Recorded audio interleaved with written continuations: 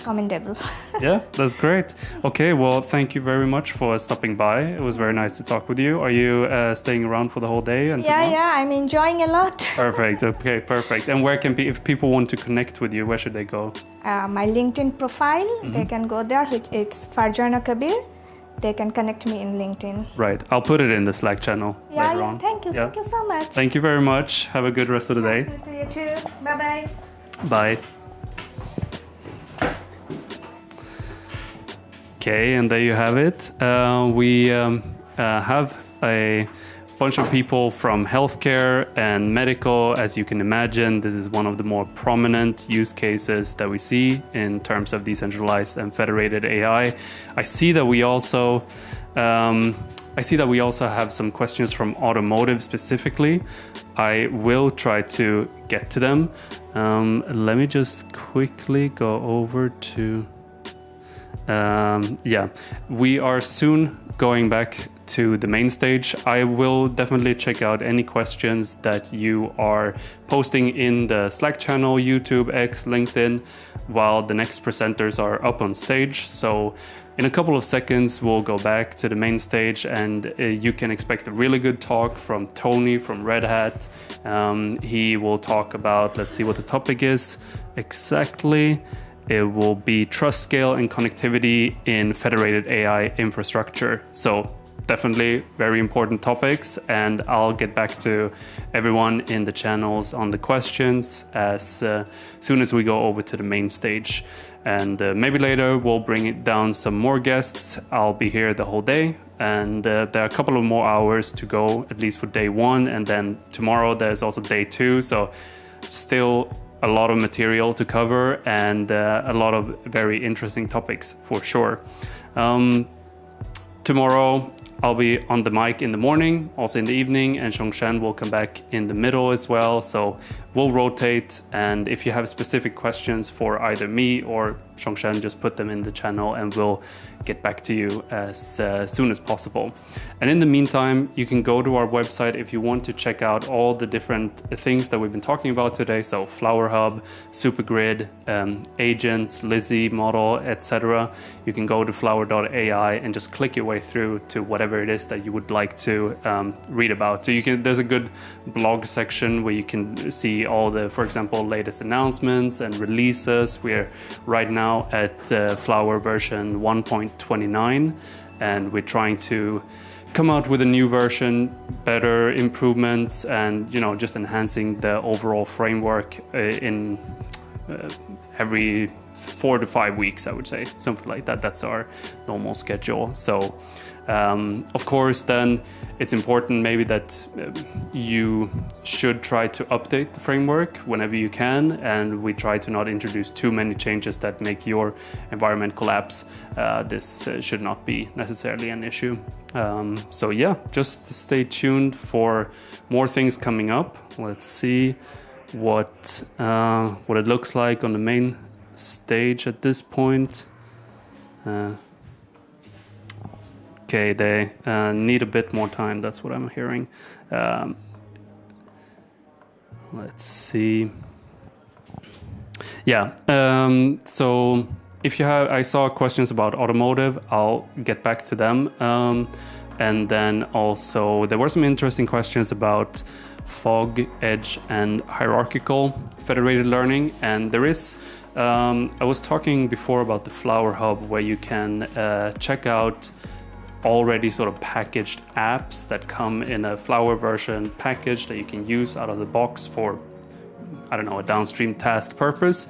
So you can just go there, click and collect basically, and start running them. One of them is an hierarchical, so you can filter and get the right one for you. At this point, I think we're up at around 120 federated apps. So you can just go there and basically click your way through to the one that you would like to use. And if you just want to play around with it, that's also fine. Just go and find the right app for your specific task. And there are some more beginner-friendly ones that are also examples on our GitHub. So you can also just go to our GitHub, clone the repository, get everything that is open source and just sort of run the different examples, whether you want to try out the PyTorch package or the TensorFlow one, scikit-learn. Maybe you want to use a gradient boosted model like an XGBoost.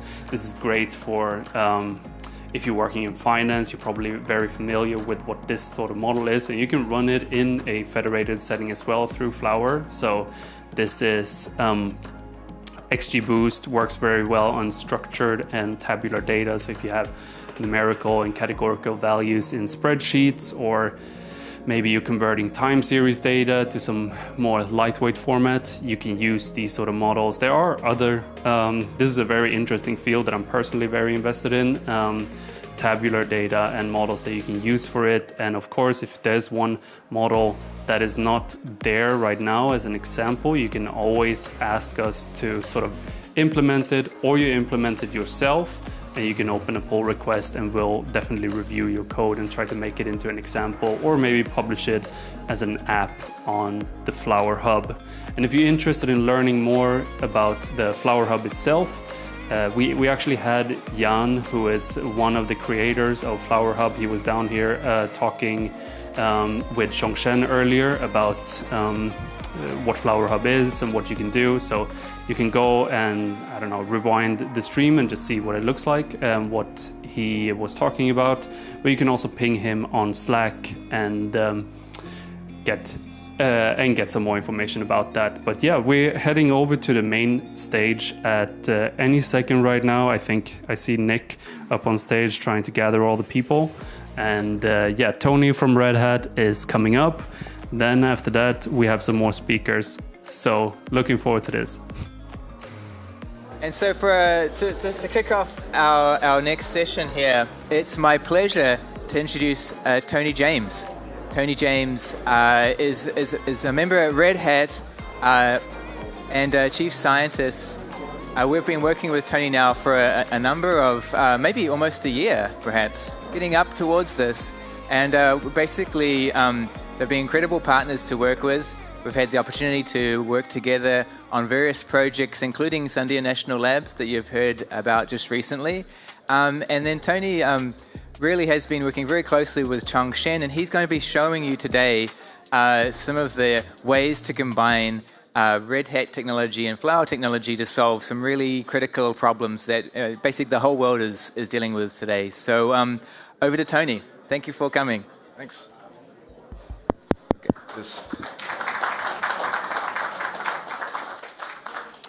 I assume the microphone's on? Okay. So just by a show of hands, how many of you saw my presentation at the Flower AI Day in San Francisco? Anyone? All right. You guys can leave. It's the same presentation. I'm just kidding. I'm kidding. I always like to throw in some humor. And so, yeah, Tony James. I'm a chief architect at Red Hat. I focus predominantly on collaborating with the scientific and space communities. So I deal a lot with really small edge computing style devices, as well as really large high-performance computing clusters like you saw in the Sandia presentation. And so, Jerry, if you're still on, thanks for the little shout out on that one slide. Oh, the slides are up. Okay, so the title of this presentation is Trust, Scale, and Connectivity in Federated AI Architecture. I'm a little nervous because John, my boss, is like standing in the back of the room staring at me, so hopefully I don't mess up. He did say he was going to heckle me a little bit, but we'll see. So I like to approach things typically from an enterprise lens because a lot of the customers I work with end up operating in these highly regulated, highly secure style environments where they don't have some of the flexibility afforded to kind of non-government entities, potentially some of these research labs where they get very scrappy and just need to set up something, and so don't always follow some of the best security practices, things like that. And so when we look at running federated workloads in an enterprise setting, oftentimes we end up in scenarios where we want to distribute execution across a fleet of nodes, but we end up running into challenges around this group of nodes is operating in a different trust boundary or in a different kind of security domain. In the case of like Sandia, for example, where they talk about operating across 3 different national labs, as you might imagine, that presents some security challenges. And so there has to be some trust afforded to the researchers who are running these workloads and things like that. Additionally, when you operate across different environments, whether it's a government setting, a healthcare setting, you name it, sometimes you don't always have the same type of compute infrastructure available to you, right? One site might have some really expensive HPC cluster. Another site might have more kind of, commodity style white label servers, maybe some lower power GPUs, all those kinds of things. And so when we talk about in the enterprise side of the house, right, there's all these kind of constraints we have to operate within. And, the trust aspect of things ends up becoming, if you let it, right, a roadblock, right, where we have to deal with federated identities, not just, trying to run these federated training workloads and all those kinds of things, but we have to deal with, okay, Tony running in this environment doesn't necessarily map to Tony in this other environment. And so what does data access permission look like between those two environments? How do I grant a researcher the ability to run this kind of federated use case across multiple environments while kind of, keeping things secure and isolated and all those kinds of things? And so for the most part, I'm not going to go too deep in this talk. I'm going to talk more about architecture patterns that I've seen kind of enable success, and would be happy to, after this talk, kind of have one-on-one conversations, all those kinds of things. Feel free to email me if you want a copy of these slides. It's just tony@redhat.com. So super easy to remember. I don't have a fancy QR code like the Flyer guys did. So 3 patterns. The first pattern is we kind of separate the kind of coordination aspect of running these federated workloads, right? So that's kind of where Flower sits. That becomes the orchestrator or aggregator of the federated kind of model training runs that you're going to run, right? So it becomes that kind of standard layer across the infrastructure. And then the different execution environments that you're going to operate in. Traditionally, we'll see a lot of bare metal environments running Linux, but increasingly what we're starting to see, predominantly driven by this kind of convergence that's happening between high performance computing environments and AI environments, is that Kubernetes ends up becoming increasingly more popular and something that folks are looking to run in their enterprise settings to kind of meet the needs of both batch computing as well as some of these federated AI style workloads. The second pattern is, and I kind of touched on this already, there's all kinds of different footprints that folks want to run these workloads on. Cloud is a popular one where, I deal a lot with US federal government. So where possible, where the cloud provider meets whatever security requirements and certifications are required upon them, cloud becomes an execution option. Sandia, for example, they have a ton of HPC resources at their disposal. And so that's where the GPUs are concentrated. Of course, they're going to want to use some of those to run these. And then, in the case of, I forget which one, actually, I think it was Daniel that said it, the Star Cloud use case, right? Like, what's more edge than space, right? So when we talk about edge computing, hardware at the edge looks very different depending on the environment that you're running on. It's really cool, that Star Cloud use case where they're running NVIDIA H100 GPU up in space, but that's not very common. And so I would love to see a lot more of that. And so when we talk about these kind of different execution environments, hardware footprints, and all those kinds of things, you end up with, and Patrick kind of mentioned some of this as well, one environment might have some AMD GPUs. The world's fastest supercomputer has AMD GPUs, right? One environment, which is quite popular, will have NVIDIA GPUs. And then we're increasingly starting to see, because of the inability to get access to NVIDIA GPUs or because they're priced out or whatever, Intel is actually a very popular environment as well, including like for doing things like CPU-based inference, where it makes sense that you don't need a GPU. In fact, at Red Hat with our VLLM offering, we just announced tech preview for CPU-based inference for some of those use cases. But, and this is where I think platforms like Kubernetes help kind of become that unifying layer across the different hardware footprints, because Kubernetes provides a layer of orchestration at the platform layer. So you don't have your system administrators tied up, trying to ensure that the NVIDIA GPU drivers are up to date or operating or consistent across the fleet, right? Things like the Kubernetes operator pattern helps provide some automation to say, hey, these nodes get this, my AMD nodes get this, and doing all the tagging and orchestration across the infrastructure to ensure that the nodes you want to run on are all running the same consistent platform.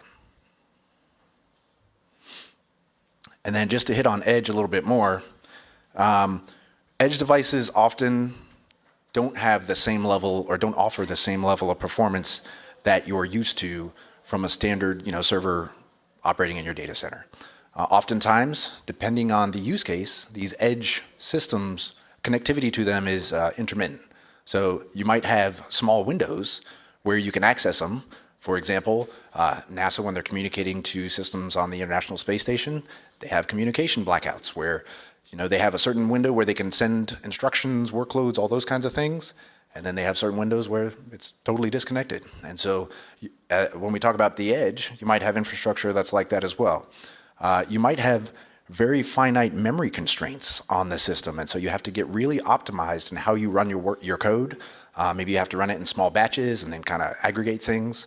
But these are all challenges that you have to deal with. And then when we talk about a distributed kind of edge fleet, configuration drift often becomes an issue too, because for all the same reasons I mentioned before, where you have intermittent connectivity, maybe, somebody forgot to update the system out in this remote location or something like that. And so configuration drift often becomes a challenge that you have to deal with as well. And so there's one challenge that often isn't really talked about, but it's when we talk about trying to run these federated workloads, a lot of times we just kind of take for granted like, I should be able to SSH to this remote system, or hey, within the concept of like a single organization that has geographically distributed sites, maybe they're separate networks. Well, I can maybe get some firewall rules open, or establish a VPN connection to this location and run my workload that way. But that opens a whole can of worms from a cybersecurity standpoint. Just got the 2-minute warning. So that opens a whole can of worms from a cybersecurity standpoint, because now you're bridging networks and broadening the scope of your kind of security boundary. And so what we need to do is kind of talk about connectivity between your federated infrastructure, but not at the network layer, kind of move connectivity up to the application layer. And so that's where this last pattern kind of comes in, around secure interconnectivity. And so this is something I spoke about at the Flower AI Day in San Francisco, but being able to, at the application layer, establish point-to-point connectivity between, say, the Flower Superlink and the supernode that's running in a remote environment, but you're not establishing a VPN, so that the only two things talking to each other are the federated components. So you can submit your training job, let it run, and then it reports back to the Superlink. And so what that architecture stack ends up looking like, we have the traditional bare metal, potential virtual, public cloud, edge environments, but you end up with this layer where you need a consistent platform that can operate across bare metal, or if you need some Kubernetes, or you need like an AI purpose-built stack. But then this is where that kind of connectivity comes in, right? It's something that can be layered on regardless of the platform you're running on. This is an offering called Red Hat Service Interconnect. It's distributed as a container runtime that plug in and allow connectivity between services. But then, when you kind of tie in together having a consistent platform with something like a service interconnect, and we wrap it up like we've done with the folks at Flower, you end up with a whole solution that's capable of kind of meeting your enterprise federated AI needs. And so one of the things that Chongshen and I have been working on is a lot of you are familiar with the fact that Flower is distributed or has container images available. Well, to kind of make it more suitable for some of the conversations I'm brought into, Chongshen and I have built a Flower container image that's based on the Red Hat universal base image, so that we can kind of run it in the enterprise setting where they care about the Linux distribution that's kind of running under the covers. So yeah, that's it. I had to kind of rush there at the end.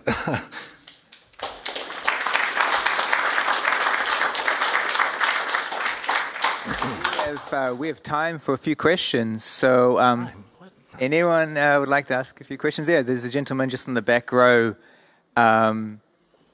Yeah, I can. Yeah, I know. I'll come to you. I'll come to you.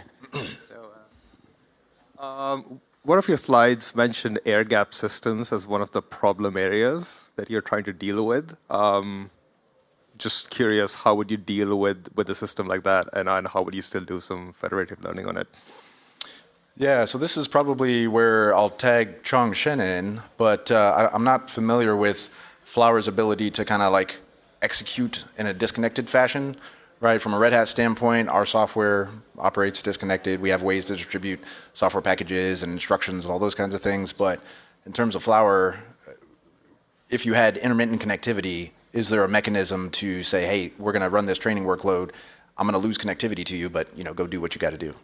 Yeah, absolutely. It's very relevant questions. I think fault tolerance is something that we've built into the framework from day one. So in terms of the actual infrastructure of running Flower itself, the supernodes can handle intermittent connectivity, which means that if the supernode ever loses connection to the superlink, there is a retry mechanism that keeps going, and there's the back-off mechanism as well that's built in, which means that we, and actually some of the users in the group as well, you can speak to them, I'll introduce you as well, they have worked on problems that try to explore the resilience of connectivity between the superlink and supernodes, and we have shown that it is pretty robust under the scenarios that is required.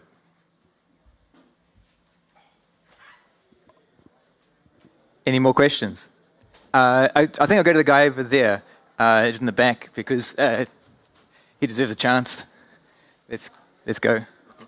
Thank you, appreciate it. Awesome talk, and it kind of blends in with all the other talks around cloud and how do you secure the end-to-end, whether you use trusted execution environments, MTLS between different environments. What's the direction, in your opinion, that you see with the adoption of trusted execution environments, federated learning, cloud providers pitching in, everybody offering their flavor and their take on that? Do you see a sort of a join up in the expertise in the, we talked about open source, but are we going to see cloud providers maybe contributing more to open source and to these frameworks, whether on the hardware or the software side?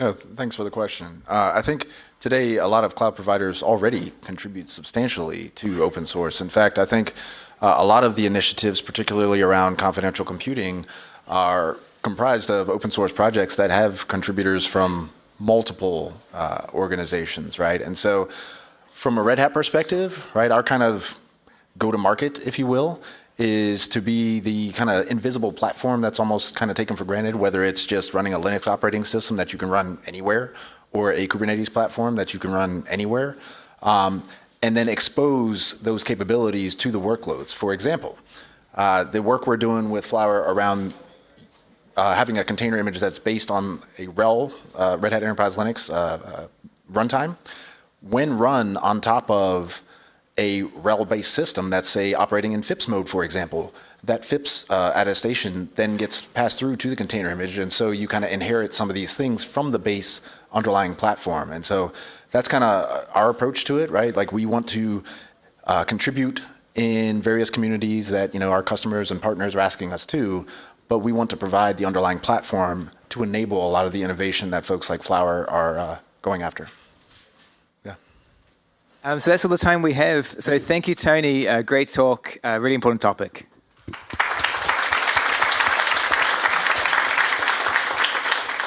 So our next speaker is Greg Verghese. He is the CTO of an incredibly ambitious UK relatively new entity called Pharos AI.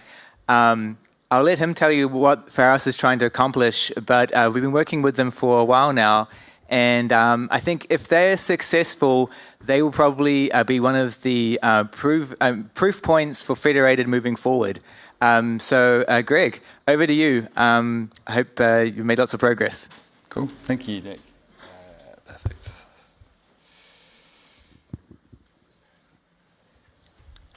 Brilliant.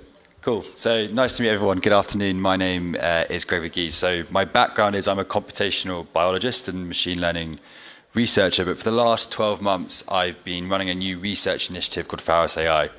And we're building a data refinery and a federated platform to democratize access to very rich, multimodal biobank cancer data. So I'm going to go through a little bit about what Pharos AI is doing, and then I'll talk about how we're using Flower to power the federation of the platform. And there's going to be a little bit of biology, but just a little bit. So I want to start here. This is really the main driver of why I set up Pharos. So about 4 years ago, some colleagues and I published and developed this model to predict in breast cancer patients whether they would recur or breast cancer would spread to other parts of the body.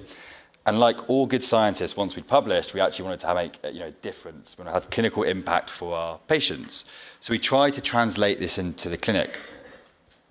And there's two things that annoy me about this article. So the first is that the image they use, and this is a bit pedantic, but this is a mammogram. Our model was actually trained on histology, so pathology images, so it should look much pinker than that.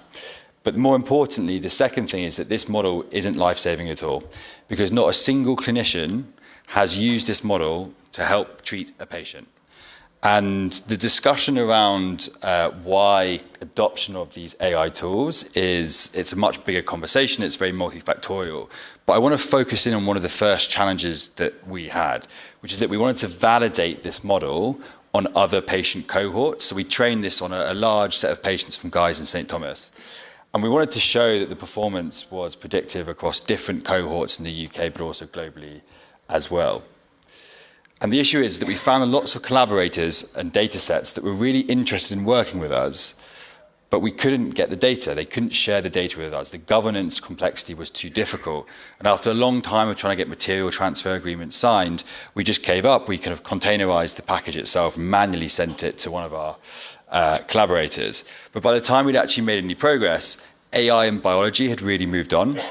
And the focus now is really about multimodality, so combining lots of different data modalities and training these very new, powerful, large foundation models. And this beautiful picture here is an example of that multimodality. So this is a spatial transcriptomics picture. So it's showing gene expression for every cell across ovarian cancer overlaid on the tissue and the morphology.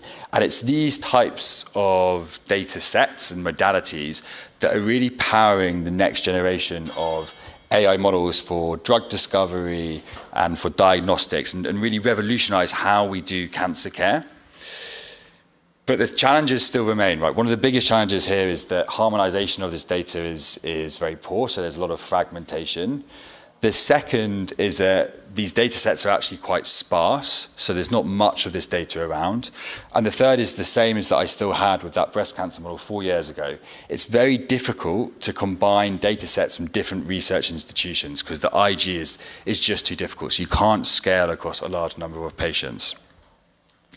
So we're trying to tackle all of these challenges at Pharos, and I've been a little bit lazy here because rather than writing my own mission statement, I've just stolen this from a collaborator who presented this at a conference in America last year. But I think this statement, although a little wordy, really captures what we're trying to do at Pharos. The idea is we want to provide access to harmonized, high-quality, federated, multimodal, multi-scale biomedical cancer data that is based on open standards and available in secure compute environments. And so the key parts there are really the harmonization, the multimodality, the federation, and those secure compute environments. Those encapsulate exactly what we are trying to build. So we launched last year. We were funded largely by Department of Science, Innovation and Technology, and we're based out of 4 institutes, so 2 universities, King's College London and Queen Mary University of London, and 2 NHS trusts as well, so Guy's and St Thomas and Bart's Cancer Institute, and we're supported by a number of other sort of initiatives across the life sciences ecosystem here in the UK. And ultimately, there are kind of 2 main pillars to what we're building. The first is the data refinery, so this is the biology. And the second is this federated platform to make the data sets that we create available to researchers here across the UK, but globally as well. So I'm just going to very quickly give you the context of the data refinery, and then I'll move on to the platform, which is slightly more relevant. So we describe ourselves as an on-demand healthcare data refinery for UK oncology. So what that actually means is we partner with research tissue biobanks, and we digitize that tissue, and we turn it into very deep, highly valuable multimodal data sets that are primed for training AI models. And we've built very defined pipelines, these are governance pipelines, that allow us to very quickly explore the tissue within those biobanks, digitize the data, and then make it available for researchers and efficiently get researchers and companies who want to use those data sets approved to then do their research. Sorry, the second part of that is that we have a large data science team that are doing a lot around data curation. So we're creating a lot of pipelines to clean, pre-process, and harmonize that data. And as part of that, we create a lot of annotations, a lot of metadata, and a lot of tooling that sits around that. So when the researcher comes into our platform, they really just focus on the science, not have to do sort of data cleaning and data engineering. And these are just a couple of packages that we've recently open sourced. So if this is something of interest, please come and have a chat with me afterwards. So today we've currently partnered with two of the largest biobanks in the UK. So this is the King's Health Partners Cancer Biobank and the Breast Cancer Now Tissue Bank. And we're in conversations with more banks who want to join our network. Between these two biobanks, we have access to more than 100,000 patient tissue samples, and these have been consented to use for research, including commercial research as well. And because we have the tissue, we can profile this in lots of different ways and create these very deep multimodal data sets, so we can create different types of molecular data, different types of imaging data and digital pathology, and then we link that with very detailed clinical information as well. So what we're creating is multimodal, multi-scale, and longitudinal data sets that we know are really important for training these new AI models in biology. So that's the data refinery. The second pillar is the federated platform that we're building to then make those data sets available to researchers. And this is based on the trusted research environment paradigm. So the idea is that we have these secure data environments that have tight controls around data access and data usage. They have limited network connectivity, and how people egress data in and out of these workspaces is tightly controlled. There's a manual review process. And we have one of these TREs that sits around each biobank, and it hosts that data that biobank has curated. But to a user, there's a single front door. So they come into the platform, and we developed something called a navigator. From here, they can explore the metadata in a federated way to understand what data sets we have on the platform. They can then apply for data access, and they can spin up a workspace environment in one of two ways. So the first is they can just access the raw data locally within each TRE, each biobank, but then they can only use the data set that pertains to that biobank. If they want to train their model on the aggregate data set across the biobanks within our network, we then support this through Federation and Flower. Because we have very sort of tight or strict requirements around how biomedical data is accessed within these TREs, there are specific requirements on how we deploy a federated learning framework. So the first is the Federation has to support multi-environment TREs. So it has to be flexible because we have one TRE which is on-prem infrastructure and the other which is cloud-based. The second is that at each biobank, we need strict isolation for any project to approve. So each project gets approved for a certain set of patients within that particular cohort. And project A has to be isolated from project B. So they have no knowledge of what models or data or tooling that the other project is using. So we have to have a TRE per project user. For Federation at the orchestrator level, we then need to also mirror that isolation. So any aggregation or orchestration of model weights and model updates has to be isolated per project at Federation runtime as well. And as is customary in TREs, we need to be able to enforce controlled egress checking. So anything that's pulled out, any model that's taken out in model weights by a user, we have to manually review that at the time they want to do that egress. So we've been working with Flower and how to deploy this federated implementation across our platform. So this is a high-level architecture of what the platform looks like. So we kind of have three main components. So the first is the Pharos core, which is really where we have our navigator, our front-end web application, and we have the orchestration layer of the Federation. We have this notion of the biobank TRE. So these are these secure data environments which contain the curated multimodal data. So once that data is curated, it remains within that TRE. And then for every user, we have a project TRE as well. And this is where we deploy all of the client components of the client infrastructure of the Federation. So for each project, we would deploy a Flower supernode. And so again, we enforce that project isolation. So project A and project B have no idea of what's in each other's workspace. They don't know about their data, the tooling, or the models that they're using. We then will mirror that at the orchestration layer And here we're going to enforce multi-tenancy, managing the permissions and the different federation processes by using Supergrid. And we will deploy Supergrid locally within a trusted research environment infrastructure, because then this allows us to validate and control and review any egress or models that are taken out of that TRE.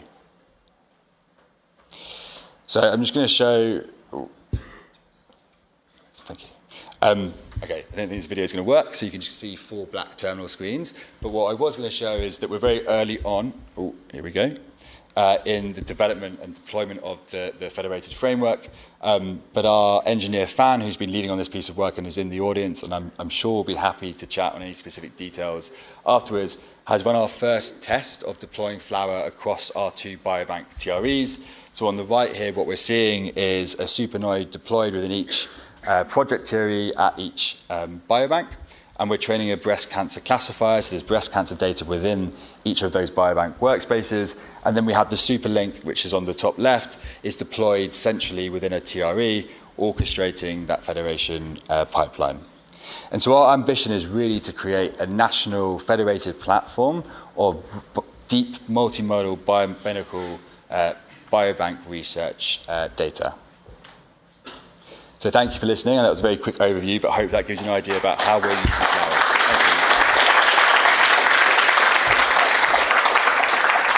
Oh, time for 1 big question or 2 quick questions. There's a gentleman just over there.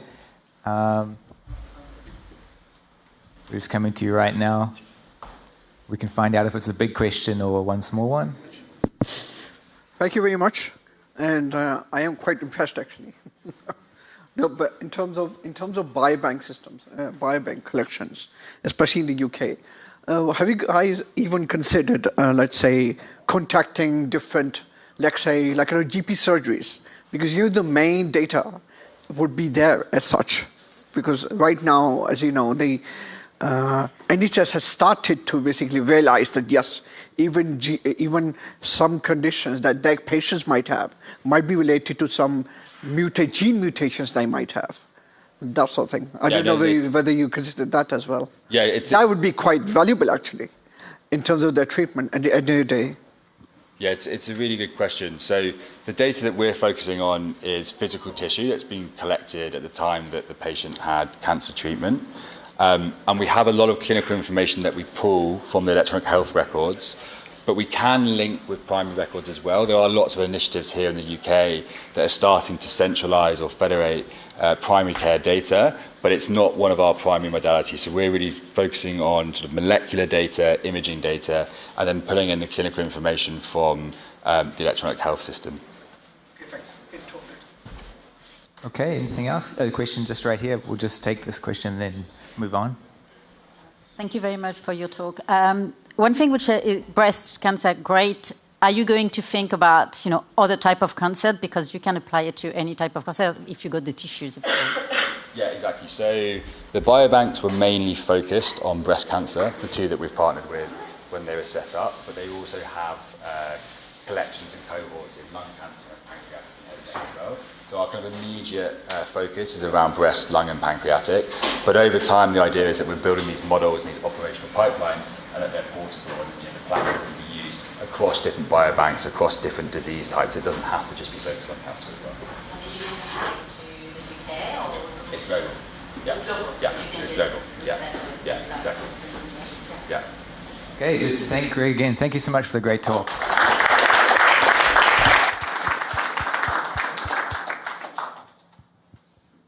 So our final talk of the session is going to be by Changxin Ng. He's going to tell you all about what is a really important piece of technology that we've said so many times today. So many times today you've heard people talk about Supergrid. Supergrid this, Supergrid that. And so now you're going to hear all about the nuts and bolts of Supergrid, see how it works, see how it really can enable things for everyone. So with that as an introduction, I'm going to hand over to Changxin, who really is a bit of a master of Supergrid. Over to him.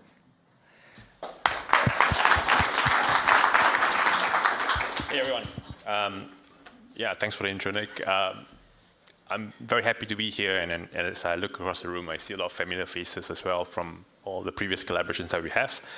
So I'm very excited to see all these new projects and new applications that we've also heard since the morning. And so today I want to sort of consolidate everything and sort of take a recap of Supergrid and where we are with it. I'm going to present my screen, one moment, and it will magically appear behind me.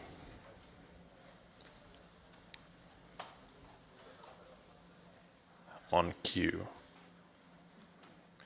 So anyway, so first things first, for those of you who do not know me, my name is Chong Shen. I'm a research engineer in Flower Labs. I'm one of the developers of the framework, and I also work with a lot of users and industries and companies to deploy Flower into the stack. So what I want to share with you today is where we are at with Supergrid and how you're able to run industry-grade collaborative AI for your workloads. So just to set the stage and get everyone in the right mindset again, I want to sort of take a step back and think about why. Why do we want collaborative AI in the first place? So at a very high level, we heard about this. The concept of centralizing AI is where all the data, all the compute is sort of collected into single individual silos, right? And from within these silos, you produce the models that you need to solve the problems that are relevant for those organizations. This means that everyone who wants to centralize the AI to build the models for themselves have to build their own cluster. This is what Daniel earlier in the morning today refers as the mainframe era of AI. It works to some extent, right? If you use the LLMs or the large AI models, more often than I think I would hazard that 99% of the people in the room would have used that technology to some extent. However, if you are able to if you run these models or try to build these models by yourselves, right, what you do firstly is you would need to run and operate these data centers and compute by yourselves, which means if you don't maximize the utilizations, you effectively have low utilization. You would have to pay for a lot of electricity just to power them, and if you don't optimize the usage, you just get low peak capacity. That's simply the fact. In addition to all of that, you don't get the network effects from building these AI models. And what I mean by network effects is that the AI models that you built would be useful for a very specific purpose. But if you want to be able to share the utility of the AI models in general, you don't get that same benefit. So in contrast, for collaborative AI, what we mean by that is the ability to connect the individual clusters so that you can share the compute and effectively learn from the collections of the data across these silos. This is what we refer as the networked era of AI.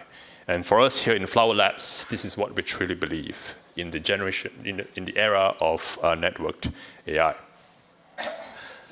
With Flower, we want to really empower everyone to be able to use collaborative AI so that you can highly utilize not only the compute that you have, so we heard about all the low utilizations of compute just in the panel earlier today, but also to use the kind of data sets that would be impossible to learn from in the first place in any way. You can then maximize your capacity, you would lower your overall lifecycle costs because you can really optimally use these data sets and compute. And the more clients or providers join this network, you really get a collective network effects. And what we've seen over the past years as well is that we're truly humbled by the amount of users that have adopted Flower in general, and it's really humbling to say that that Flower is the world's most popular platform to build AI for decentralizing compute and data. So most importantly, Flower Framework is open source and Apache 2.0, right? It means you can use it out of the box to enable you to run collaborative AI. Oops, sorry. Now, on to the point about how. how would you then do collaborative AI, right? We've heard so many applications since this morning, right? Really deep down into the healthcare space or into finance and so on and so forth.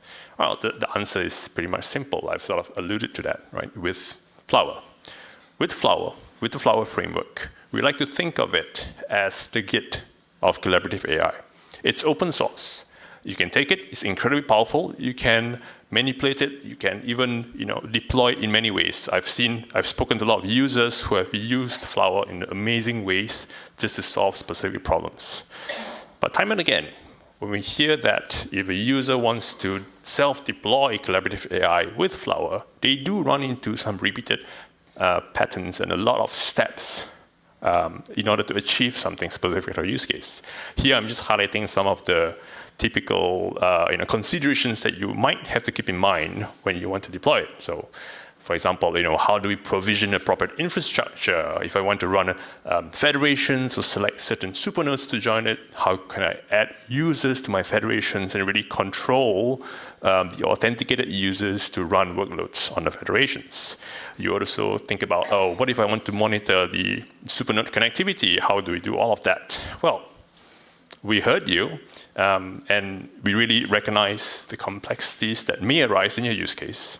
And our solution for that is Flower Supergrid.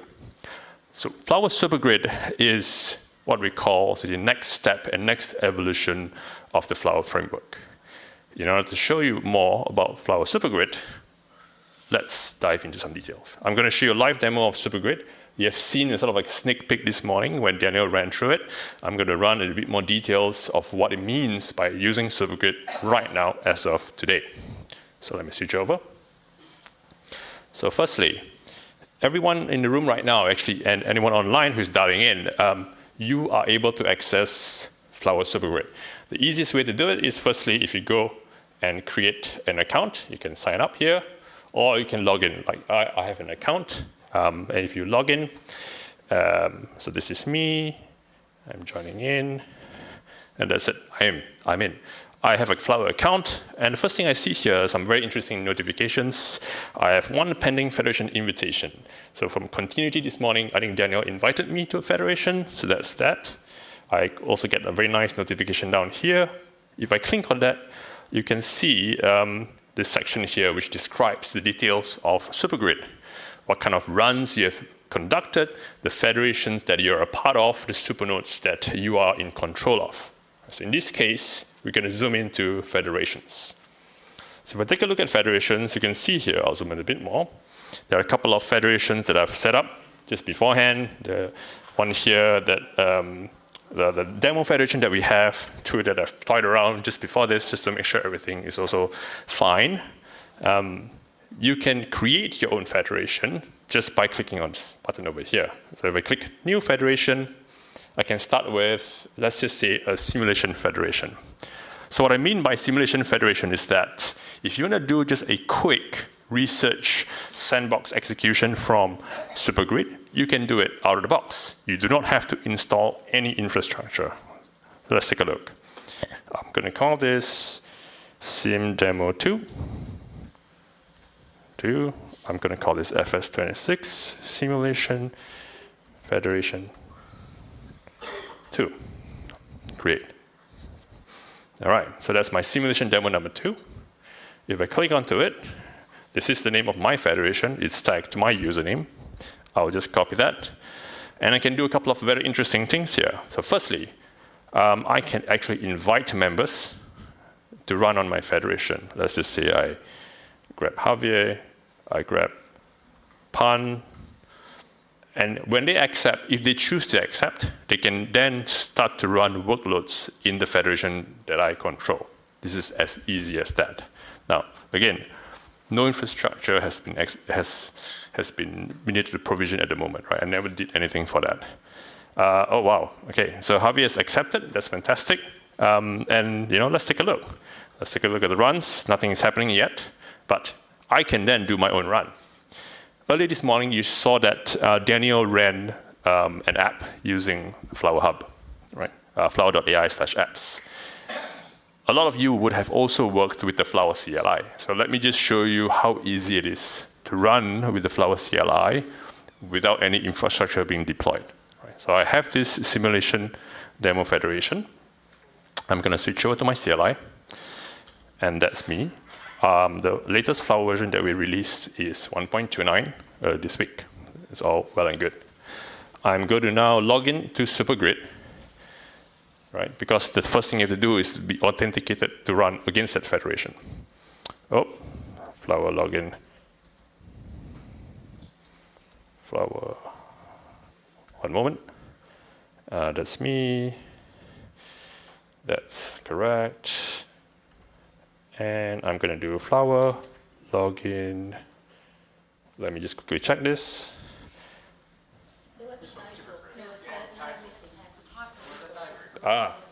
Sorry, there was a cable in my view. Oh, pardon me, I feel like I'm getting older. All right, I'm logged in. So all well and good, we are logged in. Now,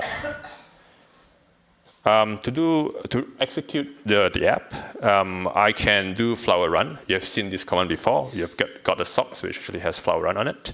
I'm also going to grab not the app that I have locally, but I'm going to grab an app that is available on a Flower Hub. So it's at Flower Labs demo. I'm going to run it on Supergrid, because that's where that's the service that I'm running on.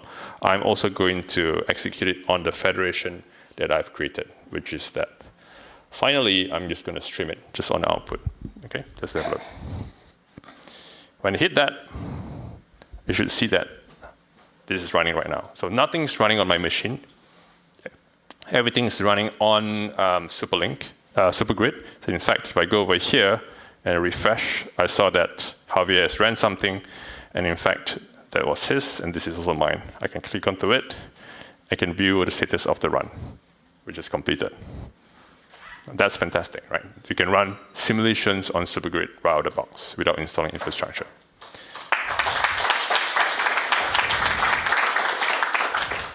All right, the next demo I'm going to do very quickly before I wrap up is to create a deployment federation. This is very important because what it means is that you can create multiple federations on Supergrid without needing to deploy different types of infrastructure. All right, let's take a look.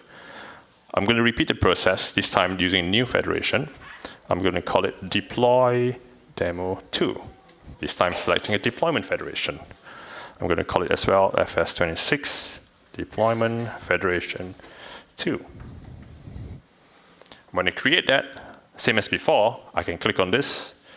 I have the details of this federation, which I can copy. I can once more invite a user, let's say Javier. He will see an invitation. But this time, we are dealing with a deployment. What this means is that we will have supernodes that would need to connect to this federation in order to run any workloads. And there are a few ways I can do it. I can add my own supernode by loading the nodes here, or Javier can also connect his supernodes, which he has done over there, the 3 over here. So if I add mine, I will then see, okay, he has added quite a lot. He has added 4 supernodes, I've added 1. What this means is that he can then participate in running the workloads in the federation as well as me. So using his compute and also using my compute. So with the same thing as before, if I grab this federation, going back to the CLI where I've run the previous workload, if I do Flower Run once more, almost similar, but this time around, I'm targeting a different federation.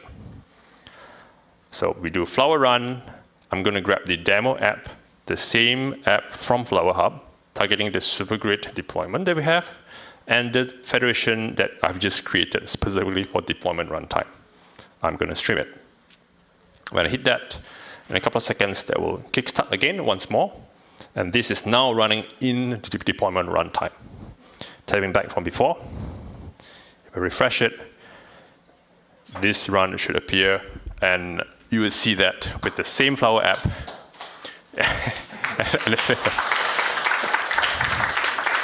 The same Flower app, on supergrid, you're running in 2 runtimes. Yeah, excellent. So that's that. That's a very quick whistle-stop presentation of supergrid. I'm going to wrap up. That's supergrid, which is available today for everyone. I'm going to drive that home. And everyone would be able to access it right now. Feel free to sign up online. You have access out of the box to simulation runtime, and that is in public beta. It means anyone can run workloads on supergrid right now. If you would like to test the deployment runtime, reach out to us to be able to get private early access. So with that, I'll wrap up, and I'm happy to take any questions or go to the break.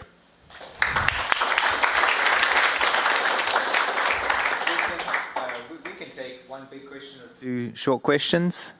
So scanning, get one over there, and I'll take one down here. So we're ready to go. Yeah, hi. Thank you very much for the very interesting presentations.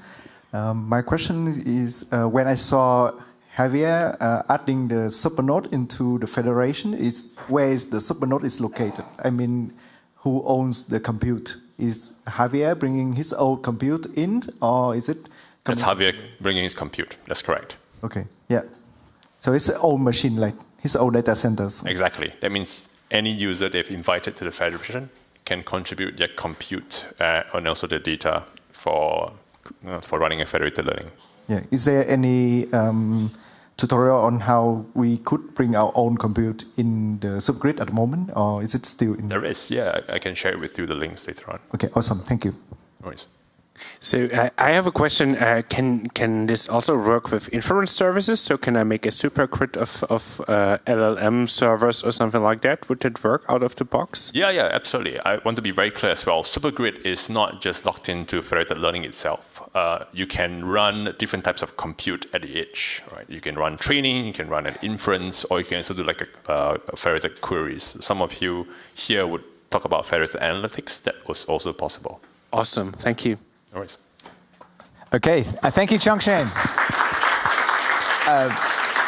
We are going to have a 10-minute break and then come back at 4:45. So I'll see you there.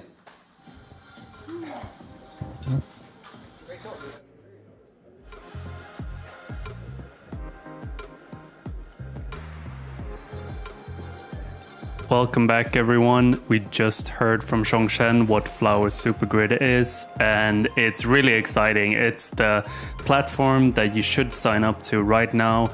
We also heard from Daniel, and I think Chongshan again, that you get, if you sign up already today, you might get some extra credits to be able to use. But just go head over to flower.ai, create an account, and make sure to connect your supernodes. Basically, you make your compute into supernodes, Flower supernodes that you can connect to a specific supergrid. And this comes in various sort of forms, so you can read more about it on our website and how it works to get started. It's really not that difficult. You just go create your account, and if you run into any sort of issues, we're always there in the Slack channel to answer your questions. I think that is the easiest way to get in touch with us, and it's also very helpful for the rest of the community. In the current Slack channels, we have more than 7,000 people, developers, researchers, professionals working and contributing. So if you have a question, there's a high likelihood that someone else has the same sort of question. So it might just be worthwhile putting it there as a reference for other people to see and search and look up. So that's always. We also have our own Discuss forum. This is called Flower Discuss, and this is for more long thread format. If you are bringing a research idea, or if you want to discuss a specific sort of topic, that is the best place to do that. As usual, we bring in guests to the room, so let's see who's coming on the show. It's, we have Patrick back again. Good to be back. Yeah, how's it going? It's going well. Just gave my talk on confidential computing with Flower Supergrids. Nice. Please step a bit forward. Nice. How was the, did you get any questions afterwards? So what were the key takeaways that people took? Yeah, I think there was some excitement around confidential computing and what that can offer on top of Flower today. And people are asking questions about the trust models for confidential computing. And it's great to hear people who are kind of deep in the space getting to ask some of those fundamental questions about what that means. But it's great to be able to take the lid off of confidential computing at Flower, because it really allows you to scale trust in a verifiable way. And we're offering this both across Intel as well as AMD CPUs. You can run confidential computing in AWS or Azure. So this really represents the first heterogeneous federation where you can bring all of these different cloud providers together in a confidential way. So it's exciting to see. If AI isn't enough of a buzzword already, you have differential privacy, secure aggregation. We talk about federated, decentralized. Could you give the elevator pitch for what is a confidential compute? Like, how should people think about it? Oh, absolutely. So these things all fall under the same umbrella, which is privacy preserving ML. And for confidential computing, it allows you to run the entirety of your application inside of encrypted memory, such that even an administrator of that machine isn't able to see the contents of what is happening. So if you have proprietary model weights, if you're worried about code being tampered with, for the most serious enterprise users, this represents an additional assurance that can be placed on top of what Flower already provides. And how can people get started with it today? If they want to check out Flower, they want to log on to Supergrid or, get in touch with it, what's the best way to do so? Yeah, great question. So first, go to our website at flower.ai. Supergrid is live as of today, and send us an email. My email is patrick@flower.ai, and I'd be happy to give you preview access to what we're offering for confidential compute around Supergrid Max today. So look forward to hearing from you. You were mentioning Micah before. You Yes. said he's also an expert in the field. Is there anything you can say to what people can, if they want to get in touch with him, what could he bring to the table? Yeah, absolutely. So first, stay tuned for his talk tomorrow, because he'll be talking quite a bit around governance. He spent a lot of his career looking into confidential compute with me, actually, back at Intel. We came over in the last year or so. But he will have some unique perspectives around that. And after his talk, I would suggest surely reaching out to him. The great news about Flower is that you can reach us by our first name. So Micah@flower.ai if you have questions around confidential computing that are particularly deep in the research space. So. Right. And if you, we also have our public Slack, so you can also ping us there. That might be, sometimes it's the easiest way to get in touch with us, but there are various forms. So just check that out. We'll make sure to put up documentation when we have it. Also for any other questions regarding security and privacy.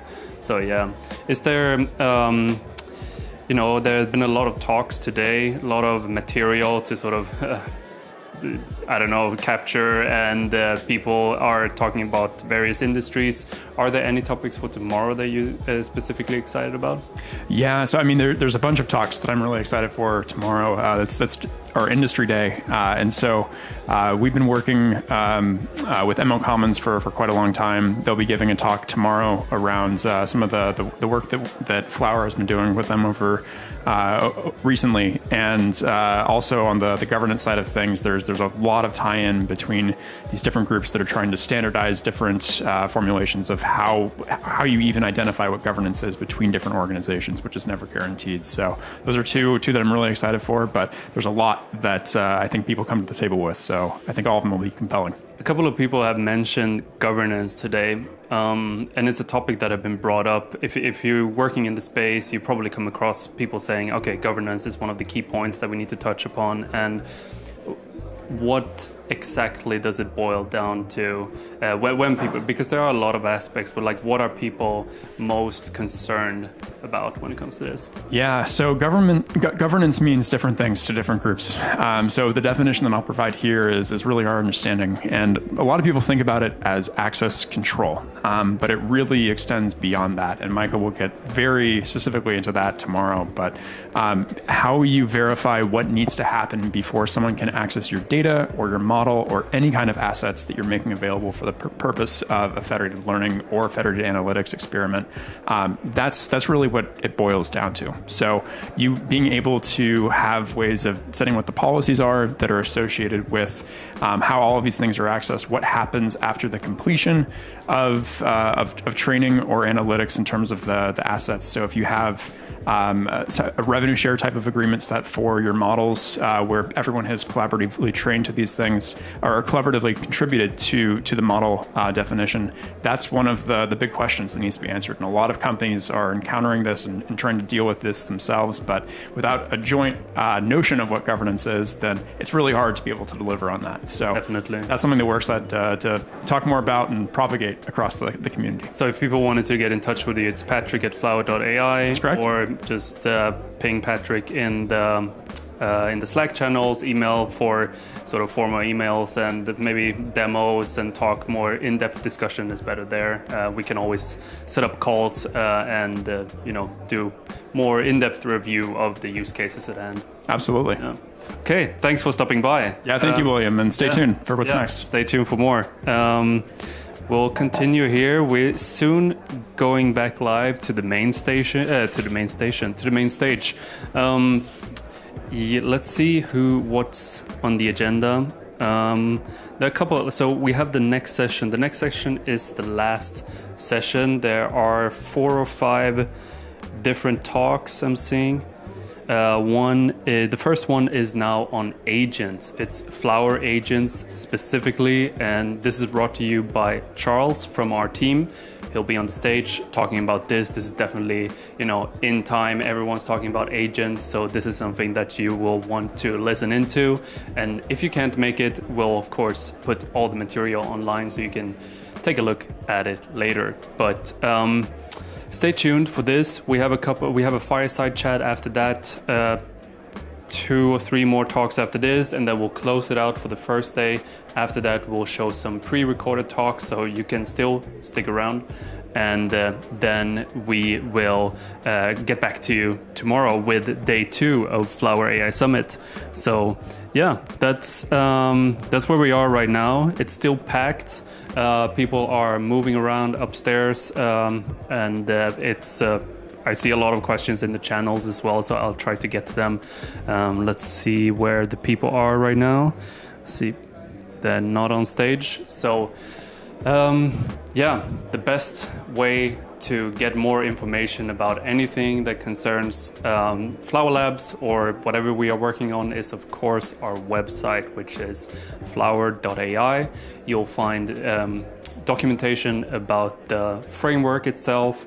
We've heard a lot about the hub. You saw Shongshen earlier doing a demo of Supergrid itself, and he just pulled a prepackaged application from Flower Hub and just ran it out of the box. So this is what you can do. There are more than 100 apps already, and we're counting, like it's increasing by the day. So if there's an application that you're looking for and it's not there, we'll probably have it soon enough. But we're going to the fireside chat, I think in a couple of seconds, so stay tuned for that, and more speakers coming up. We'll see where they are. And of course, if you have any questions, just put them in the chat, go to our Slack. I'm trying to answer all the questions there. I know we had some questions about security, some different industries. Tomorrow is industry day as well. So if you are working in automotive, medical, finance, whatever it is, I'm sure we'll be able to bring down some experts from those fields as well to talk a bit more about specific use cases. So yeah, well, let's go to the main stage and see what they are working on right now, and see you later. I love to see all of these conversations. This is exactly why we are running such an event. But maybe we could slowly all move back to our seats. All right. Thank you so much, everyone. So this next session is a fireside chat with Alois. Alois is the CEO of ARIC. the AI Research Center in Hamburg.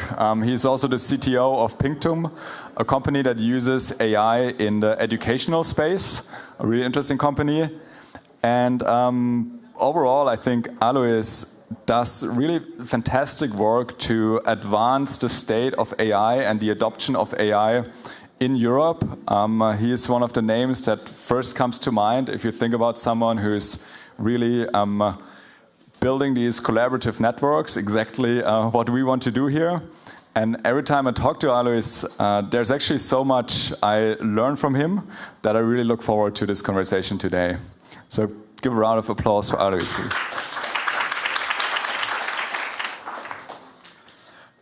So maybe just a very simple question to kick things off. This year there's been more and more talk about, we've achieved AGI. Some people think we achieved AGI, others think we haven't yet. Do you think we achieved AGI? Oh, thanks. That's a great one for the beginning. So I think that it matters what kind of definition you take and what you see in AGI. So artificial general intelligence, if you take one of the former definitions, the early ones, then we achieved it already, like, I don't know, 2-3 years ago, when like general purpose AI models really transformed HCI, so human-computer interaction. But yeah, there's a tendency to, interpret a lot of things in AGI, and then you're getting closer to artificial superintelligence and so on. So I think it's a good discussion for tonight in the networking. Absolutely. And so I think this year started with a lot of AI news. It moved faster than ever, which is actually, I think it's amazing. And so what's something fun or something surprising, some AI application that you've seen recently that made you think, wow, this is actually the future?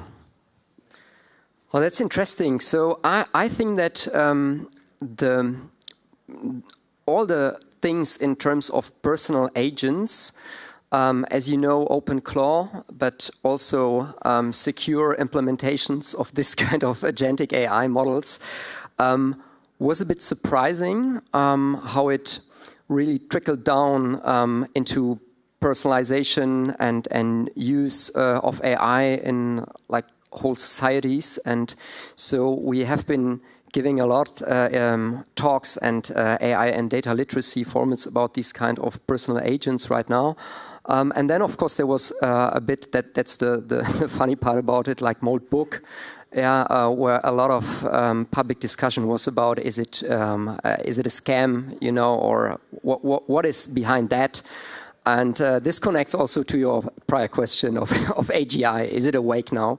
But I think that the future is or will be defined between hierarchical AI concepts, like what is AI or what can AI do in terms of your personal assistant, coworker, and so on, and how does that play out in organizations? Because this is a question that is not solved yet. So what is the ROI for an organization and not for a person? And it's not easy to answer right now.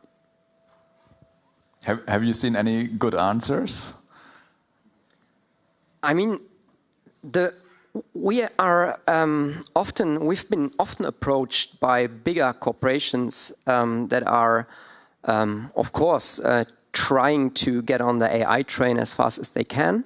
But on the other hand, there are so many organizational aspects that are based on old and legacy kind of processes and metrics and these kind of arguments. And so I think it's a bit of a redefinition of our old hierarchical structures in organizations. And for example, questions how you would lead a hybrid team, with like also then distributed workforce, agentic workforce, human. What is the cost of control for human in the loop, and all these kind of questions. So I don't have a good answer to that, but a lot of questions. But I think that the human side of the AI adoption, this is really important because if you just talk it from a technical perspective, you have this kind of problems how to scale really trust, and not on a technical level, but on an organizational one. And how can you make organizations benefit from that, and what is their path to move forward? I think it's absolutely fully agree that this is a critical topic to get right. Switching gears a little bit, there was a panel on sovereignty earlier today, and so you've been active in this space as well, quite active. And so I want to maybe just zoom out a little bit and ask if you could fast forward to 2030 and ask one question about Europe and AI, what would it be? And maybe also to add to that, what answer would excite you? What answer would disappoint you? So the disappointing would be if we would then still have the discussion of lagging behind. I think that this is a kind of toxic discussion right now, because it's a self-fulfilling prophecy very often. So we just tend to have this overcritical discussion about where is our mode, are we lagging behind, and what should we do, and so on. So on the one hand, the awareness is there, but we should definitely move towards, okay, where's our leverage point, where's the flywheels we can build in Europe? And I think that, or I hope that in 2030, we just have a complete new narrative about AI in Europe. I love that, focusing on what we can do and how we can win. I think it's well in line with many of the things that were also said earlier. And so, as the scientific side of me always wonders, is there a way in which we can measure this? Is there a way to quantify this? So, do you have any ideas on what could be maybe a metric that Europe could use to track and see 3 years from now, 5 years from now, is this idea of sovereign AI becoming real? So first of all, I think we have to think about new metrics in this agentic era, because a lot of like classical metrics like ROIs, return on investments, and so on, are not suitable anymore. If you consider new kind of governance models, collaborative innovation, and things like that. So we don't have the right metrics right now. And what I just earlier said, for example, cost of control should be interpreted in a new way. And also things like how much does it cost, token spends, and things like that. There are these kind of metrics. The technical community is talking about it, and the CDOs maybe, but not the CEOs. And so we had some questions about how to make money out of all the kind of technical developments and the next waves. And so I think we have to think about new metrics and how to combine them with the classical ones, because Europe has a lot of legacy in terms of systems, in terms of governance, in terms of hierarchical strategies, and 80% of all the supply chains and so on, they act or they are based on these kind of metrics. And if they just are not a fit in future, you have a problem, because you're driving false decisions. So rethink metrics for organizations and processes. Should we have a European leaderboard on which country and industry uses the most tokens? Or, I mean, more about what kind of impact can you get out of it? Because, I mean, in the end, it should be, you should do all the things to have a kind of impact on verticals and on society. And so I think that these kind of human-centered AI metrics would be better than just token spent. That would be a brute force, like only brute force principle. I agree, yeah. Staying on the topic of Europe for maybe one more question, there's some discussion also earlier on the panel around regulation. Some people see it just as a threat or something that would slow you down. Other arguments say it's also a chance for Europe and there's some advantages. What is your take? So I think regulation is not bad, but bad regulation is not good. So I think if you just say that, or if we just complain about regulation, it's more or less a complaint about over-regulation. Because technology, in order to really serve humankind and nations and so on, yeah, especially in critical infrastructure and in these kind of geopolitical decisions, it must be put the right way, you know. And so I think that over-regulation, of course, is not good, but you cannot scale any technology in the world, yeah, without proper guardrailing and quality control and maintenance and things like that. That's like solid software development. And I like the Sturm- und Drangzeiten, so the hype times in technology cycles, but also realizing that if you really want to get impact out of that, you need proper guardrailing and also standardization, which is not regulation, as you know, it's separated.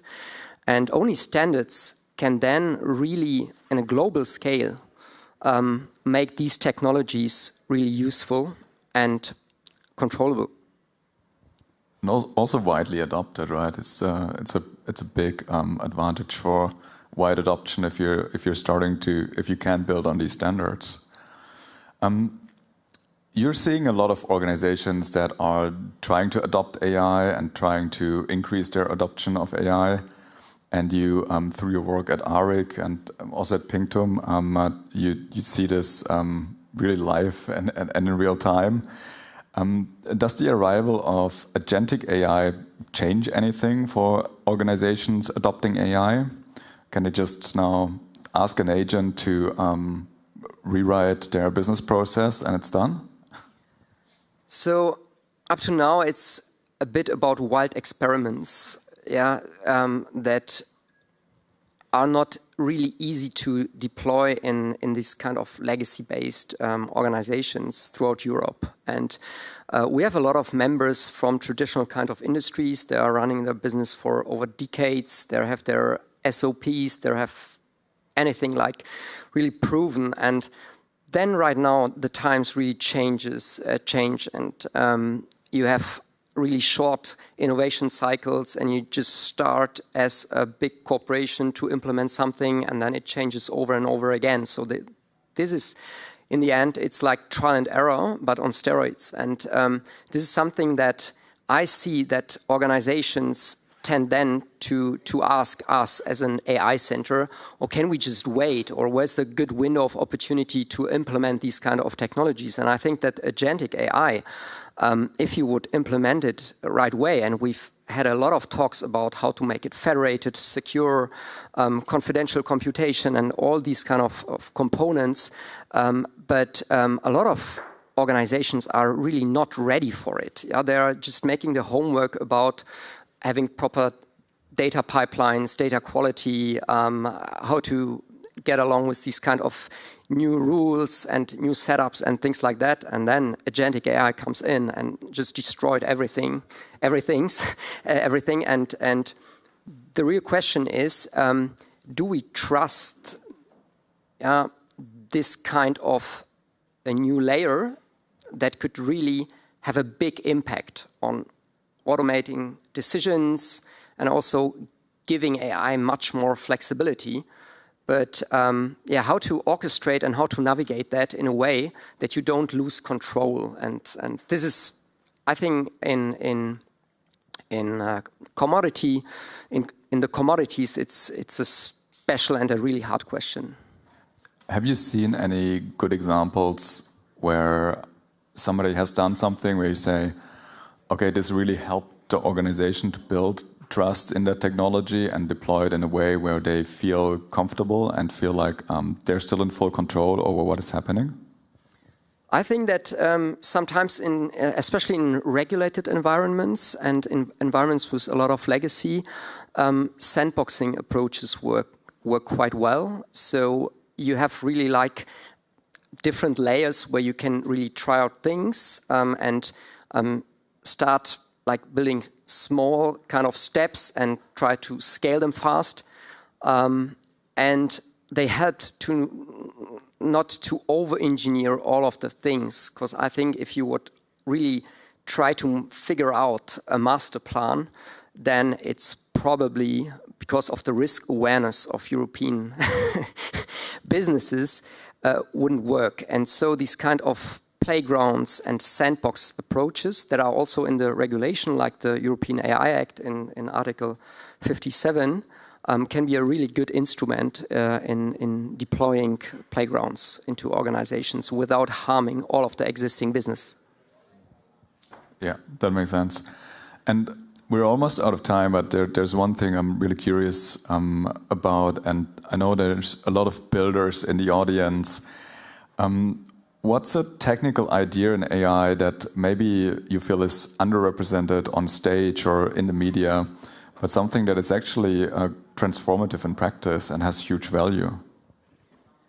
So in one of the talks, Yann LeCun was just quoted, yeah, and moving from Meta back to Paris, which is a really a great hotspot. We haven't talked about it, like Estonia also.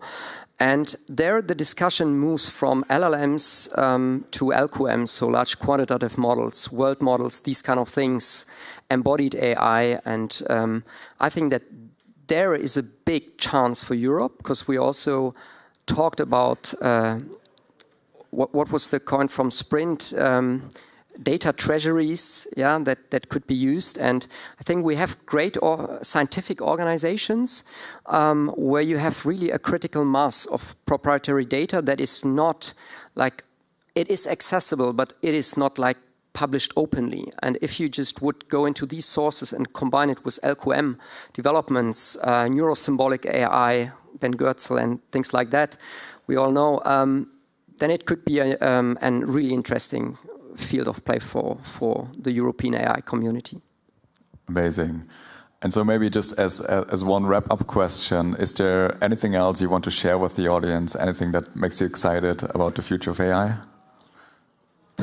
So I think that community-based innovation out of communities like you've built with Flower, they are so amazing, and I love it that you have established a kind of love brand like Hugging Face, and that's why I'm also wearing it here.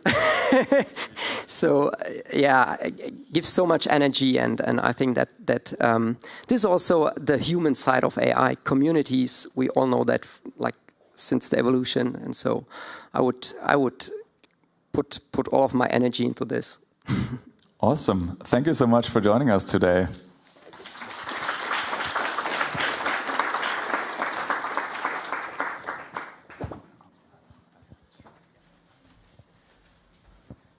Okay, so we have our next talk coming up.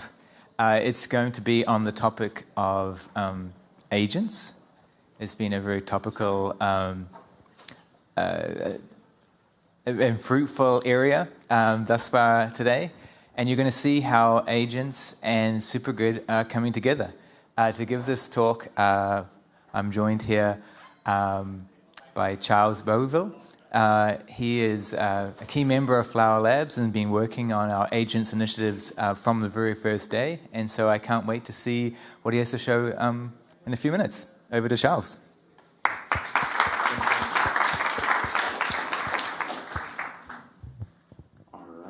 Hi everyone, I'm Charles. I'm an ML engineer at Flower Labs, and today I want to give you a first glimpse at a very exciting project we've been working on, Flower Agents, or how we leveraged Supergrid's architecture to run secure collaborative agents. So this project started a few months ago, when, like many, were captivated by the rise of AI agents and the impressive demos that were coming out. And this prompted us to set out and build our own internal AI agent in the hope that it would help us optimize some of our own processes. And the first step in that process was to try and take a step back and really think about what makes an agent actually good. So we realized that there were kind of 3 non-negotiables for creating an agent that could be considered good. The first one was context. And by context, we mean that a good agent needs to understand the task and the environment surrounding it. So ideally, with a good agent, there's no knowledge or understanding gap between the agent and the user. But with only context, the agent cannot really perform any useful action on behalf of the user. So this is where our second prerequisite comes in, and this is access. A good agent needs the ability to actually perform useful actions. And so this means reaching systems that matter for the user. So context essentially tells the agent what matters, and access determines what it can actually do. So with both context and access, I believe that we can have a pretty powerful agent. But as Uncle Ben would say, with great power comes great responsibility. And indeed, as soon as an agent becomes useful, it also can become risky. And I think that this is this is why the third prerequisite is control, because right now in the current space of agent AI, I feel like this is one of the area that is still pretty weak. Some of the most impressive demos today, they get their power by giving the agent broad access to a bunch of services, which leads to amazing demos, but kind of scary exploits. And so until control is well implemented, those solutions not only cannot be used by the people that are concerned with privacy or security, but also enterprises. And this implementation specifically requires good permissioning, isolation, traceability, auditability, and secure execution. And so once we have all 3, context, access, control, I believe that you can have a pretty good agent because it's both useful and secure. But at Flower, we didn't just want a good agent. We wanted to have a great one.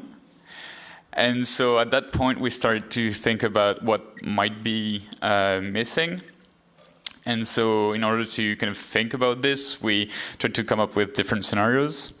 And so one scenario could be if you imagine multiple teams working together, each team would have their own agent. So for instance, one team can have access to logs and alerts. Another one has access to the deployment history.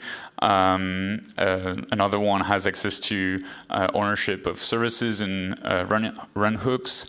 And another one has access to cloud and infrastructure context. And so each team can run an agent close to its local context. And no single agent should automatically have access to every credential, every system. And so this is great. This gives pretty good privilege isolation. And each agent can probably help the team do their individual work. So this is all good for now. But what happens when something happens across multiple teams? This is where those isolated agents kind of become useless. And this is where collaboration comes in. And we believe that this is what makes agents truly great. This way, different agents can work together in order to solve issues without having to break any privilege isolation. And in order to actually achieve this collaboration with different agents, you need to have good orchestration. You need to have communication between the different agents, shared states, good execution boundaries. And for those who listen during the Supergrid talk, you might see where this is going, because this might look somewhat familiar. Indeed, at Flower Labs, we happen to be building such a distributed AI system for quite some time now. This is Supergrid, and with Supergrid, we actually get most of those, well, actually all of those elements by default, thanks to Superlink, SuperExecs, SuperNodes, and the message-driven runtime. That really provides the foundation to build collaborative agents. And on top of this, we also get strong isolation, strong security boundaries, permissioning, traceability, and auditability. And so this was one of the reasons why we chose Supergrid to build and run our very own Flower agent, which is Project Kaya that Daniel mentioned earlier during the keynote.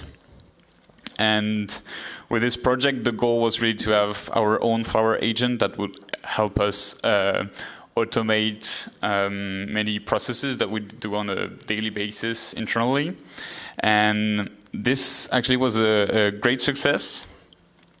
So we implemented both web UI, similar to ChatGPT, but also a Slack bot that would allow us to interact with the agent directly from Slack. So we could, for instance, trigger some GitHub bug fixes directly from a Slack thread where we discuss some issue, or easily create new documents in Notion with all our contacts from Slack and GitHub, for instance. And so this was super useful for the whole team. It allowed us to speed up a bunch of things and concentrate on what really mattered.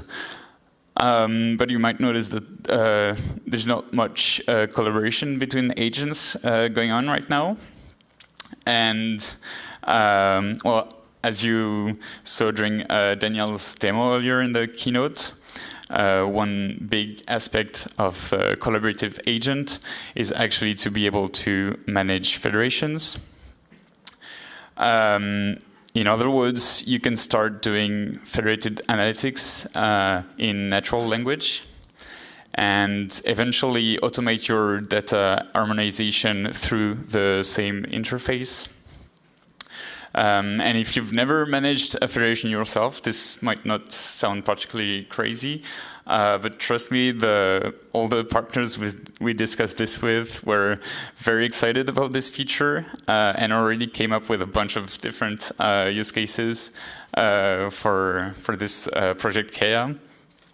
So yeah, in just a few weeks of using it, sharing it with some people, we were already able to have a glimpse at the future of AI agents.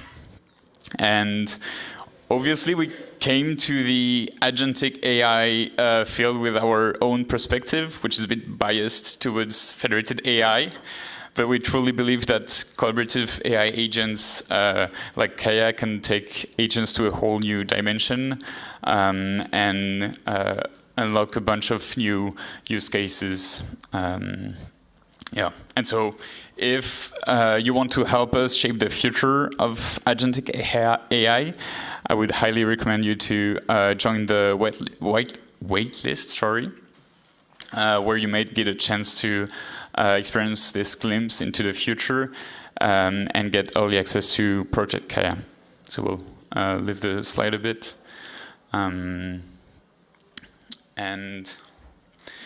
yeah, if you actually already have a project in mind, you may also want to register to the pilot program,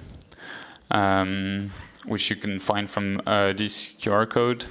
So this is more to assist you into the realization of a project you might have that would benefit from Kaya. I will also leave the slide for a bit. And so now to recap what we've seen, I want to leave you with 5 takeaways. First, agents are coming to Supergrid. Second, a good agent is useful and secure, but a great one is also collaborative. Third, that is exactly already fitting for Flower and Supergrid. And so this is why no new infrastructure is needed. Fourth, this has already been field tested internally. And finally, if you also want to test it yourself, if this resonates with you and you want to experience the future of agentic AI, please join the waitlist. Thank you.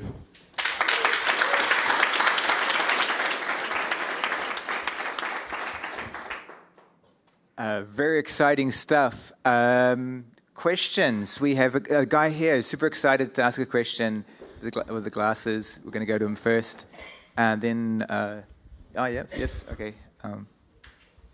So can you hear me? Yep. So thanks for sharing this very interesting topic. So I'm also a researcher in the agentic AI. So I might have a question. It's more technical perspective. How to make protocol between the different agents in the isolation? I mean, this is a centralized system. The different agents in different isolated environment might read or write the same file or for example, the document or the database of the tools at the same time. How to make the synchronize that? And another thing you mentioned the control.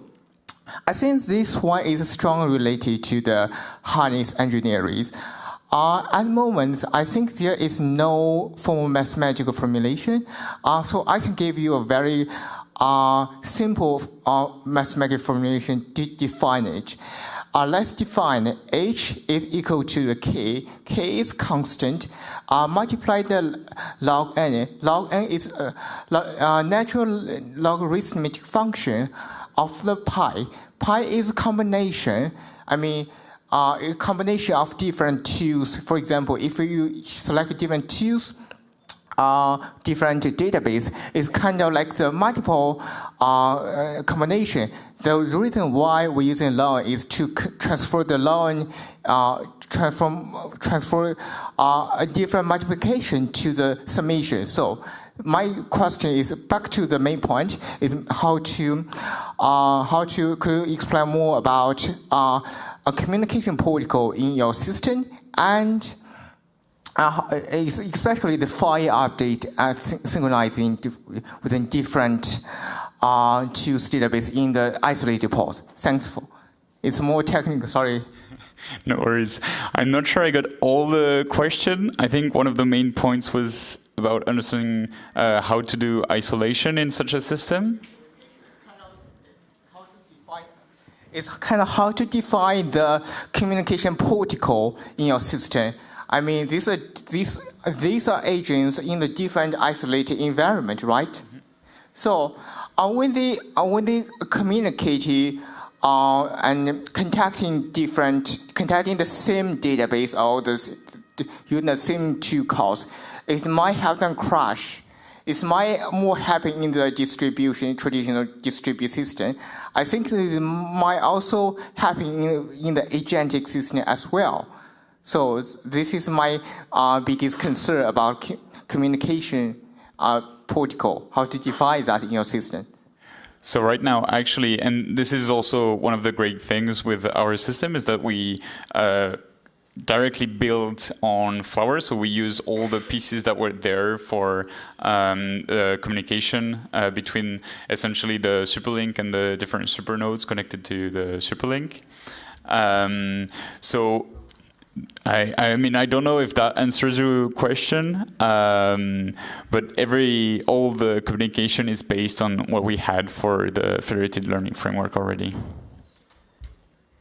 We're just going to take one short question just from the corner here, but thank you for your one. It's very good. Just a short. My question might be somewhat related to the previous one. So I'm wondering, like, what's your vision in the evolution of distributed and decentralized agentic systems in general? Because these systems, they don't only rely on models, right? They also require tools. And having excellent tools is very important for the agents to work well.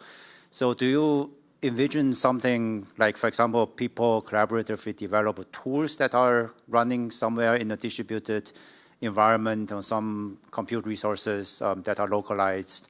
And how do you see tools combined with models and with the context sharing between team members? And how would that all end up in the supergrid or maybe the next version of supergrid? Yeah, absolutely.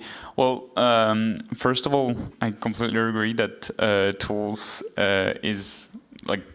are very important for having a good agentic system.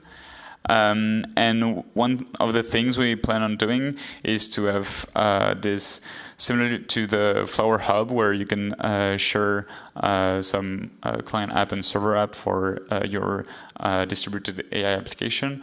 We also want to be able to share the different agents, but also tools that you can write for users. And then in terms of where they're running, I mean, I don't have a clear answer for that because I think that depends greatly on the use cases you want to target. But yeah, I'm happy to discuss this further if you want. Well, thank you, Charles. Great talk, great Q&A.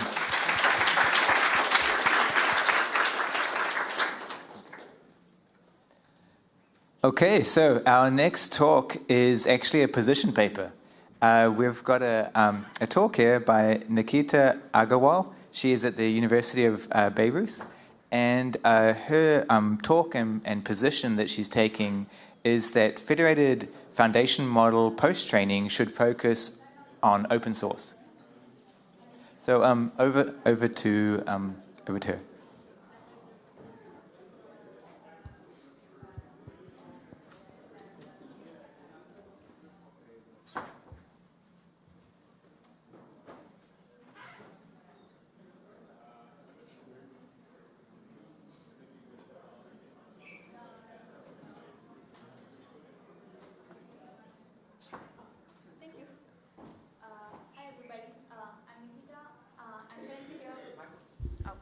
Sorry, thank you. Hi, I'm Nikita. I'm currently here with my PhD advisor, Professor Ruben, and I'm trying to present one of my position papers, which is if you're using post-training large language models in a federated fashion, then you should focus on open models rather than closed source models. Yeah. So. I'm not sure why this is going in this fashion and not slides, but I would still continue. One of the main reasons why we look at these questions is because I started looking into post-training using LLMs in federated fashion, and a lot of papers which I came across mostly used prompt generators, mostly trained some soft prompts, or just some prompt injection, which bring us to the question, are all the models which we currently have, do they actually align with the federated principles? And to which we thought, why don't we actually analyze what are which models actually do align and do not align with basic principles of federated learning.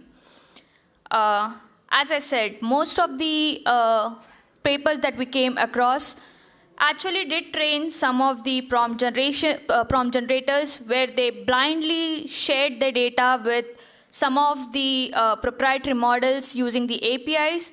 All they trained upon some adapter layers where rather, let's say, some gray box models or some closed source models were actually just opening some of the adapter layers or adapter slots. To first analyze which models do we use or do not use, we first needed to think about what do we mean as open models, as open source models, or open weights model, or gray box models and black box models. To this we came that we need to focus on 3 or 4 major principles. First being, what can we access if we say it as an open source model, open weights model, or a black box model, or a gray box model in general. Where can you host this model? What different type of post-training methods can you perform on these models? And fourth, one of the most ignored property is licenses. Again, for us, the major or one of the key property that differentiate open source and open weight models is what type of licenses do this model own. If we are talking about federated learning in general, we need to take licensing into consideration, because after you have a federated model or after you post-train, you need to distribute this model, or somebody needs to use this model. And if the model is restricted, you cannot actually use it in a federated fashion. What we come to is we do need access to weights and codes if we want our post-training to align with privacy. As if you do not have weights and codes, you need to share your data using some APIs with some of the closed source models. And as we all know, we do not know whether these proprietary models are actually using your data for future trainings, or can you opt out of these models for future trainings. If you have these models where you can genuinely host your own model, or you can own the weights of these models, this somehow ensures that you can preserve the privacy of your own data. Second would be autonomy. If you do not have any access to the weights and codes of these models, you cannot have control over how your model is being trained. You cannot trace back how the decisions are being made, or basically you do not have any control over this, over your own models. Second would be licensing, as I say, to have some control over distribution for retraining or for any future purposes. You need to have control over what kind of license the model is being hosted under. And data, as we thought, what kind of data was used for pre-training does not hold a lot of importance, as if you already have the model which you can host, what it was trained on would not make a very big difference. Coming back, why do we advocate for open models? First thing is control. As from a lot of talks we had today, we realized that having control of your data, or control of what or tracking down why the models are answering in a certain way is quite important, and that's the direction which future AI or future LLM trainings is gonna take. So having control, open models would provide more control over your data. We do understand that there are limitations to hardware which everybody owns for hosting their own LLMs, or even the serving stacks that will need to have some local deployment, or even just for using them for inference locally. However, we already see that we have some solutions such as Supergrid which we can use, and that would help with federated learning model. Or if you can have some, if you're using open models, you have a much more wider range of fine-tuning techniques that you can use rather than what you can do with closed source model. And third, as I said, trust and compliance which comes as part and parcel of federated learning, becomes very important. Having in federated learning, you need to be able to reproduce whatever your results, which becomes much more easier with open source models. It also is important because with closed source models, you might have vendor lock-ins. You never know when the rates of the tokens might go up, or even if the companies decide to not serve a model anymore. All these things can be avoided if we are using open source models. One last thing, yes, we hear that there are people who do advocate for black box models. A few of the arguments here are that they have superior performance. However, as we saw even today, it depends upon your own use cases. As we see with Lizzie, it performs much better with British English. Yeah, I already have the queue for 2 minutes, but I'll just take another minute. We only have, it depends upon your use cases. Maybe some of the models which are generally performing good on other standards might not perform for specific use cases as medical or even British English. Another is economic and accessibility. Yes, accessing open source model or even gray box models in general is quite easy through APIs. However, they do have long-term disadvantages. Coming back to economics, initially it might be costly to host your own LLMs or even to use managing stacks like Hugging Face to have private repositories. But in the long term, it might be quite useful. The last thing I would really appreciate is if everybody can take this quick survey. It would not take you more than 2 or 3 minutes. But whatever results we have from this, we would like to use this for future academic work. Again, it's anonymous. None of your private data is being stored over here, and it's just for academic reasons. Thank you, everybody, and if you have any questions, I'm open for it. Thank you so much for taking this position, and I encourage everyone to take your survey if they feel like it. Are there any questions? We could take a quick question, I think. Any questions? This is the gentleman just in the far corner. We'll take that one question. Thank you. I think it's a very important question, and we've been talking about open source and closed source and so on. Do you also look into benchmarking both types of models? Because I think benchmarking potentially offers a solution where you can evaluate models across a number of different things. So we have hundreds of thousands of benchmarks out there, and if you put an open source versus a more closed source model against each other, then benchmarking can become something that you can easily see how they perform. Thank you so much for your question. We haven't personally benchmarked any of the models currently, but a lot of benchmarks are out there, and a lot of open source models such as DeepSeek or Llama are already very, very in close competition, and a lot of proprietary closed source models. In federated fashion, yes, we haven't done any of this benchmarking, but for the central LLMs, yes, it's available already. Well, thank you again. A really interesting position. Thank you. Thank you.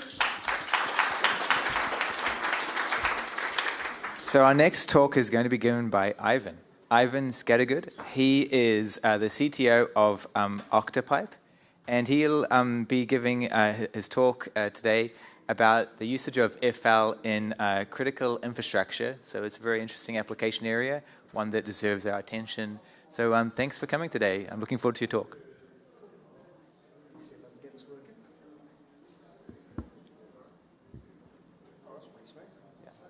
Just watch up for the microphone.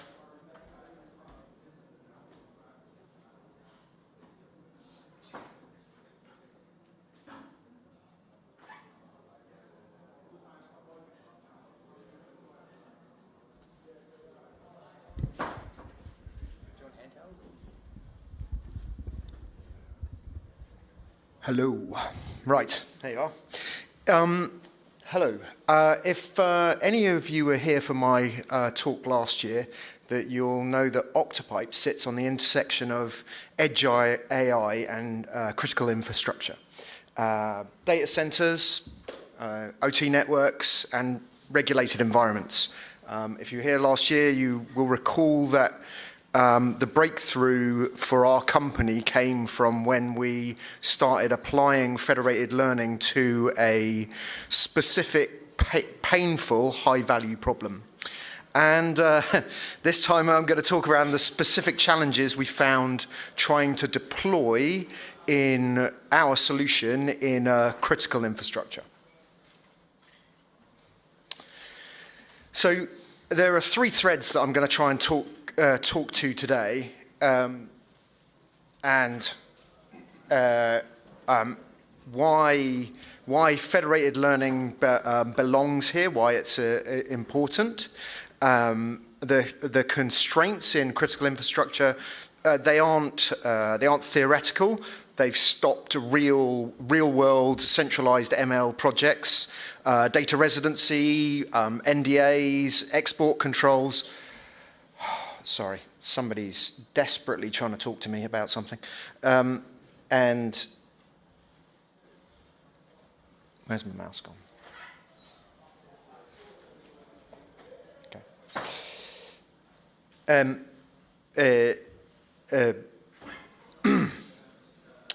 So we have the problem of heterogeneous environments. Each site has different hardware. The workloads and the control logic is a real problem.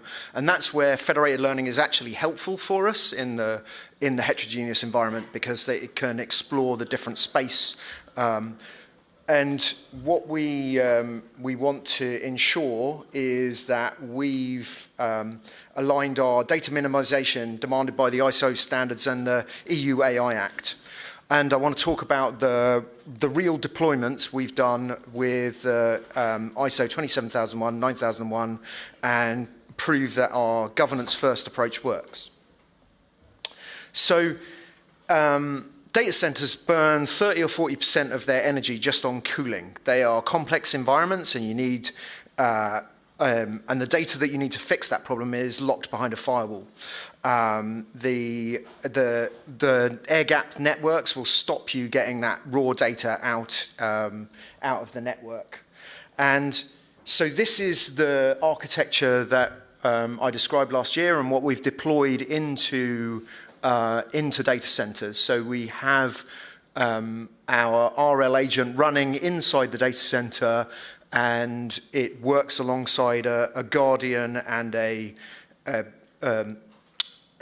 LLM advisor, which explains the ideas why the RL agent is making the recommendations that it is. And so this is the architecture that has been deployed on those client sites. You'll see that the individual user gets a recommendation from the optimizer, which has picked up data, sensor data from the data center information management system or the building management system. There is configuration that we agree with the customer around the constraints that they've got to adhere to, any SLAs they have in place, and these data centers will be following a format similar to the ASHRAE standard or SIBC, where they will have to keep the temperature within a certain set of boundaries. And so RL agent, the optimizer, has been trained on a simulation of that data center, and it will try and make recommendations.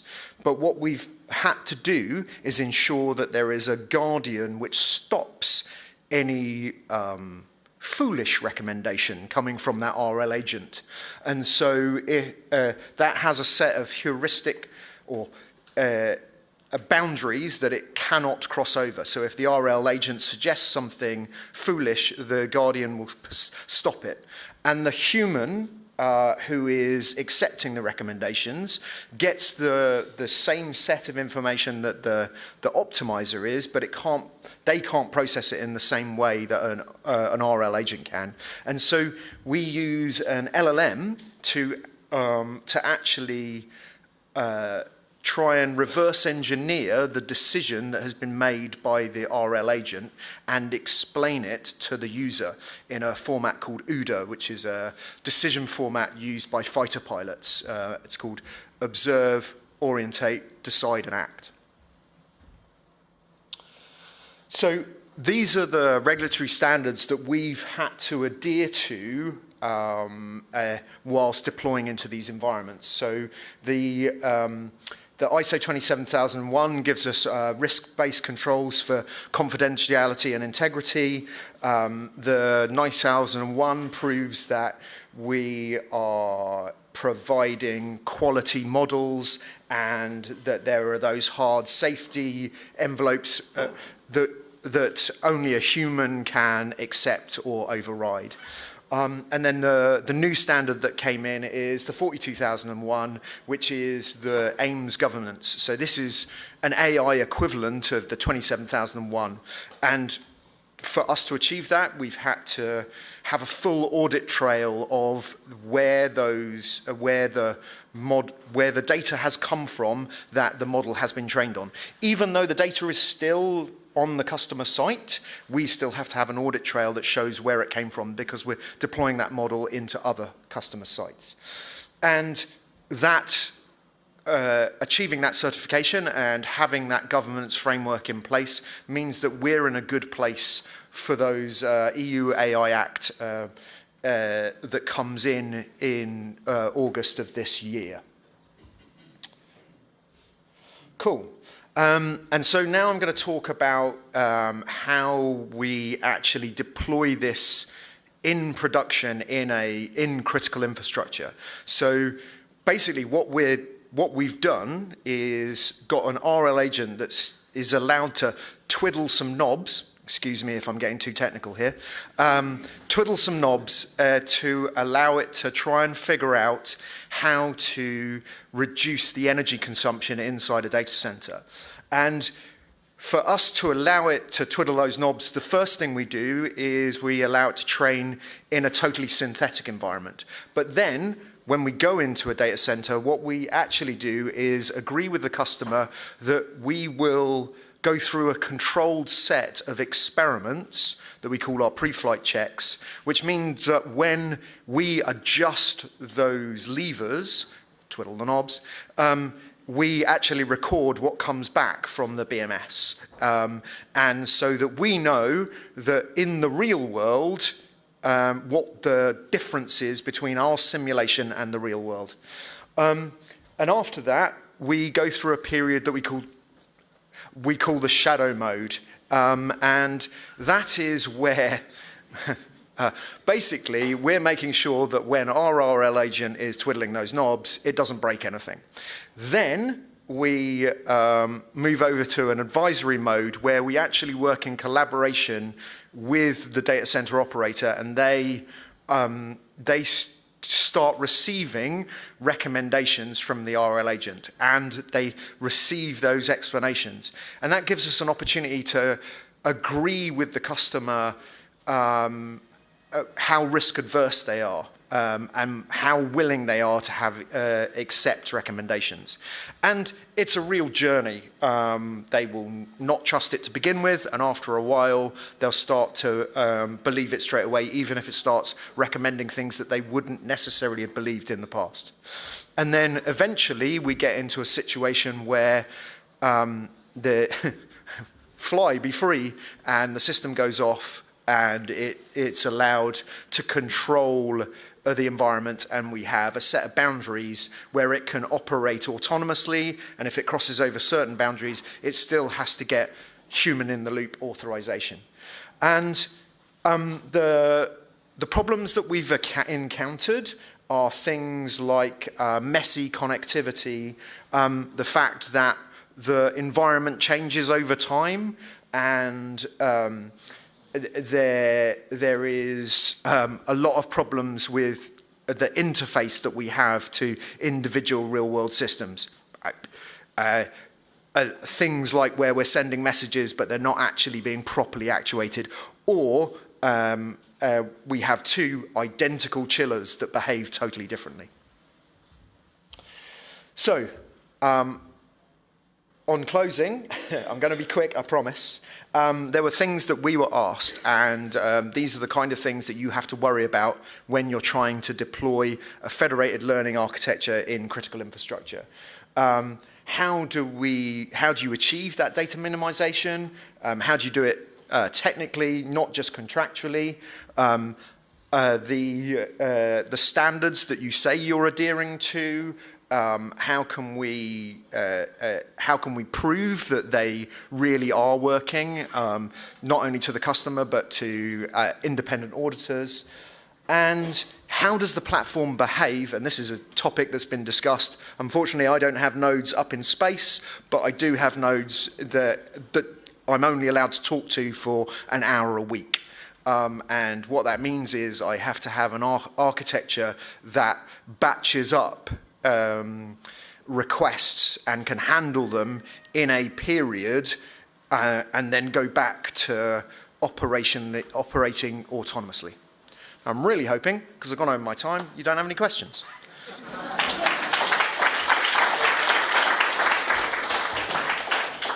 Great talk. I really like this application domain. We can have one quick question, I think, or anyone? There's a gentleman just over there with the glasses. For your audit body, were they comfortable with your LLM advisors to provide the explainability of the system, or is it fine because there's the guardrails in place that it can't like go outside of safe bounds? They were happy with it, yeah, because the thing is, we also, so what we present to the LLM is actually the same information that an expert can look at. So all that information is still there. So basically what happens is when the RL agent makes its decision, we persist the sensor readings, and we also persist the sensor readings that it's predicting in the 15 minutes that it's hoping to go to. We also calculate the Shapley values, so we understand the variables that have gone into the model that are making the biggest impact. And that's the information that we pass to the LLM explainer. So, thank you. Sorry, I can rabbit on about this for quite some time. Great. Oh, thank you, Ivan. Great talk. Great application. So our final talk of today is by Trinh Tran. She is at the Hamburg University of Technology. Her work is going to be examining federated process learning in the domain of edge computing. I saw recently she gave a talk at our Flower Monthly not that long ago, and I think she does fantastic research. I'm really looking forward to see what she's going to present today, so thank you very much. Hello. Thank you so much. I really appreciate that you have already a long day and you still... Thank you so much.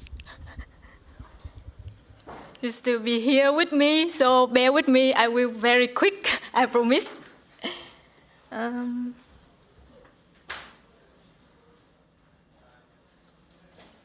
Yes. So here is my topic, is federated process learning. I am working together with my professor, Olaf Landsiden. He's not here today, but I would like to acknowledge him.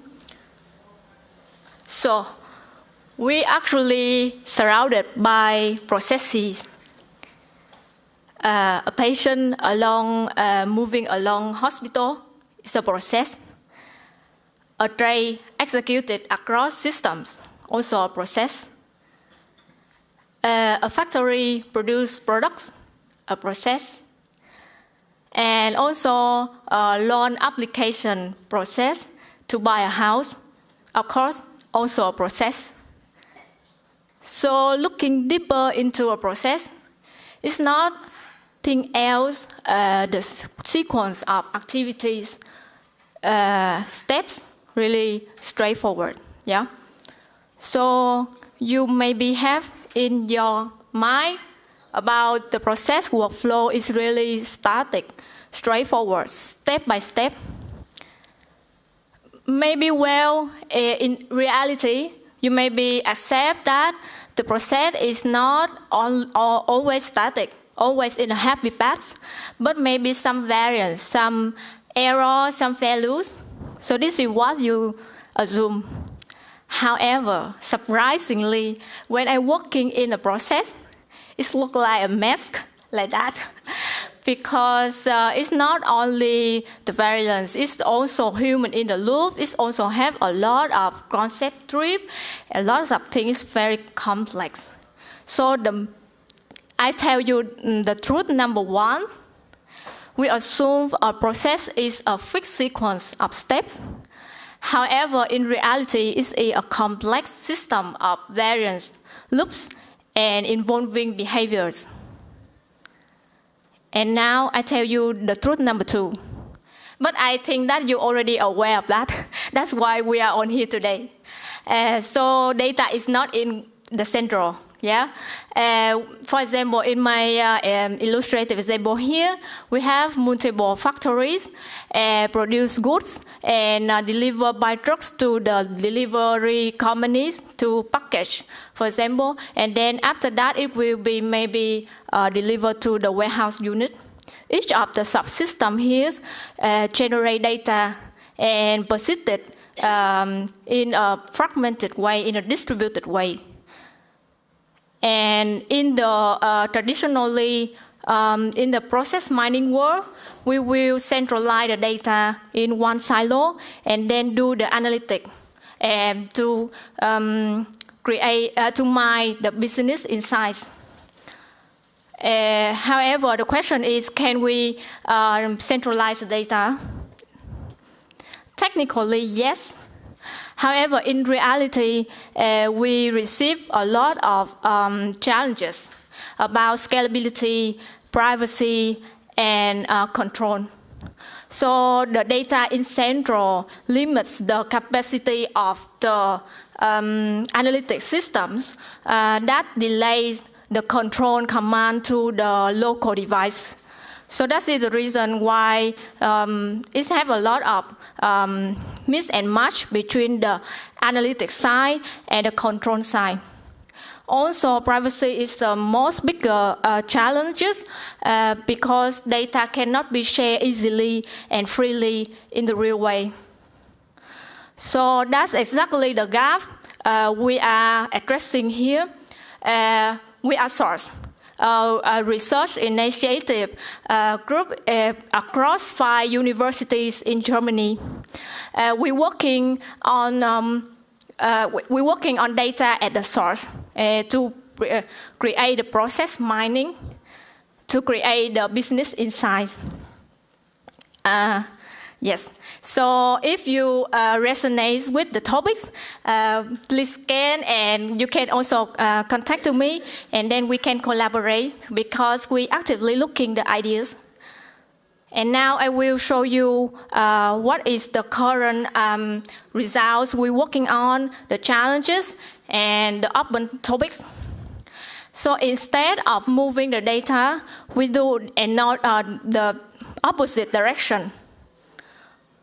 We will federated learning, so each of the local subprocess would be trained on local models, and then after that we aggregated in the central place, if needed. For example, here, this is the process of a sequence of activities ABCD. For example, each of the activity will be build a local view, and based on the local view, we build the training model. We train the models based on the data that the activity can observe. And after that, we compare our algorithms, we call it as ICBM, together with the state of the art.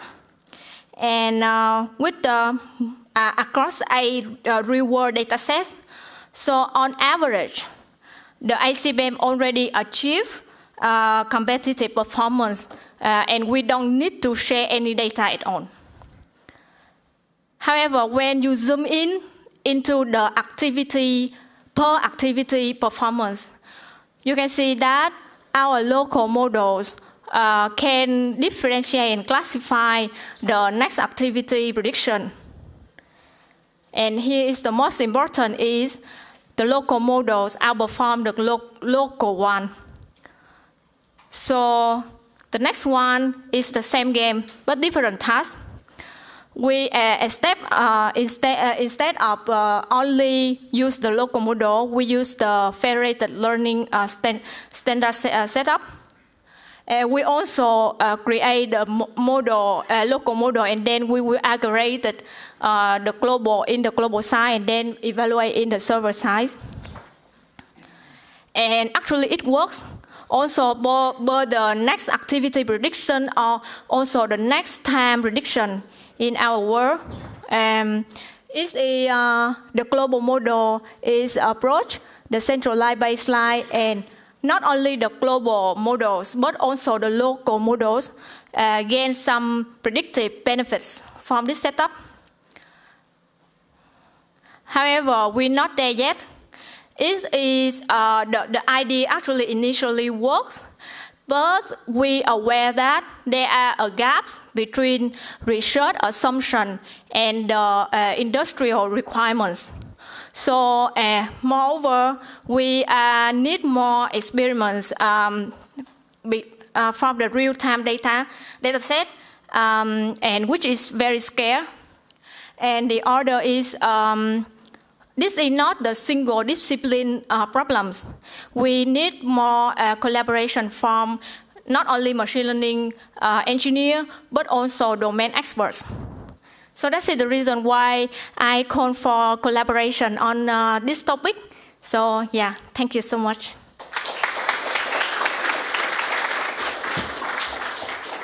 So we have time for a quick question from the audience. Anybody have anything to ask? No? Well, that's fair enough. It's been a long day. And so, yeah, thank you so much for the talk. I really appreciate it. Thank you.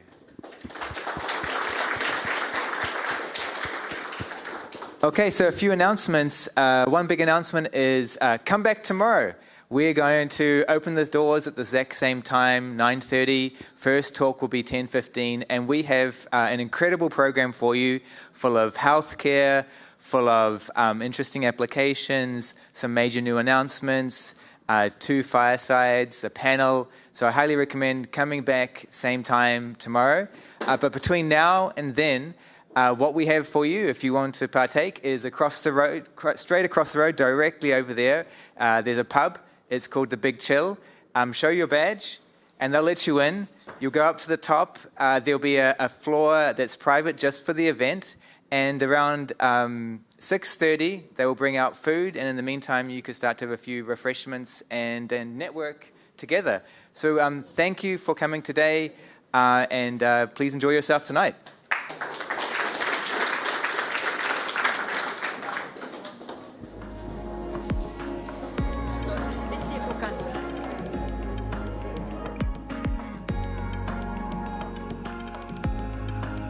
Oh, yeah. So you heard from Nick everything that is to know about tomorrow. It's been a full day here at the event at Flower AI Summit 2026. We brought on a bunch of different guests to come down here and share their views of what they're working on, Federated AI, decentralized AI, and talk about what we do here at Flower Labs as well.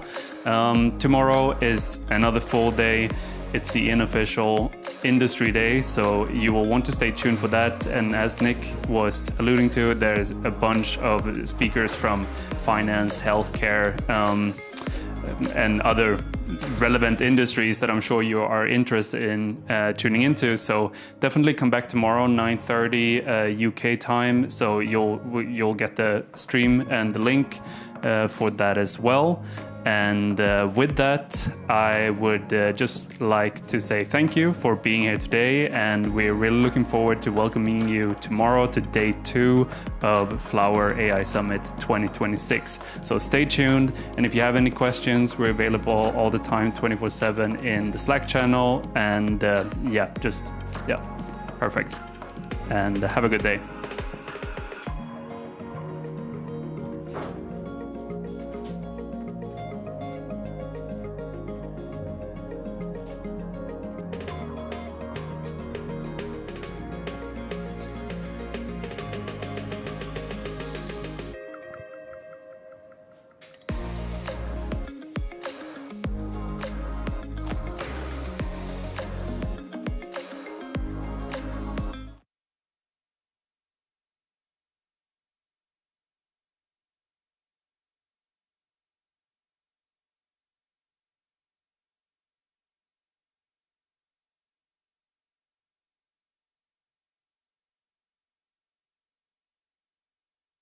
domains starting from the same base parameters.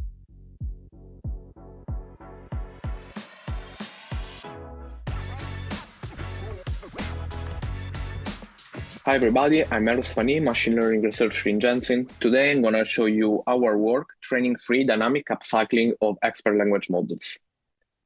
Suppose that you have 4 models that share the same architecture, and they have been trained on 4 different domains starting from the same base parameters. The question is how to combine them to maximize the overall performance across each domain while minimizing the costs. The real issue with this is distracted interference, because if you just do, if you just try to merge these models in a naive way, we will end up in aggregating some parameters that have been optimized on different loss landscapes, and this will end up you in having a model that is not good for either one task or another. Okay, so as you can see in the plot on the right, if you look at the merged bar, it is only the 3rd best bar, which is not that good. We would like to have a unified model that is good for all the tasks, and for sure it needs to be, at least on average, better than any of the original dense experts. Some alternatives that are very costly are, for instance, use the dense LMs and some embedding techniques, but these 2 will require you to deploy all the 4 models, and so this phase in the costly part of our objective. And also you have multitask training, but you will require training because you're doing multitask training, and you will need to collect all the data in one place. That maybe is something that you couldn't do because of privacy or because of other motivations like communication or any possible motivation why you couldn't collect your data in one single place. So what we are seeking in this project is a way to unify these models, avoiding destructive interference and having the best possible final model. So the way we approach this is via model merging. Merging stands for mixture of experts merging. So first, what is mixture of experts? Mixture of experts is a block like this. So you have one self-attention layer, and then you have a router, and this router allows you to route the output from the self-attention to one of the experts available, okay? And then or one or more of these experts, okay? It could be, the routing could be done with top K selection or with any possible strategy you want. And then you aggregate the outputs from the MLP and you pass the final output to the next block, okay? And this solution has been used in several state-of-the-art language models, from DeepSeek to some Google LLMs.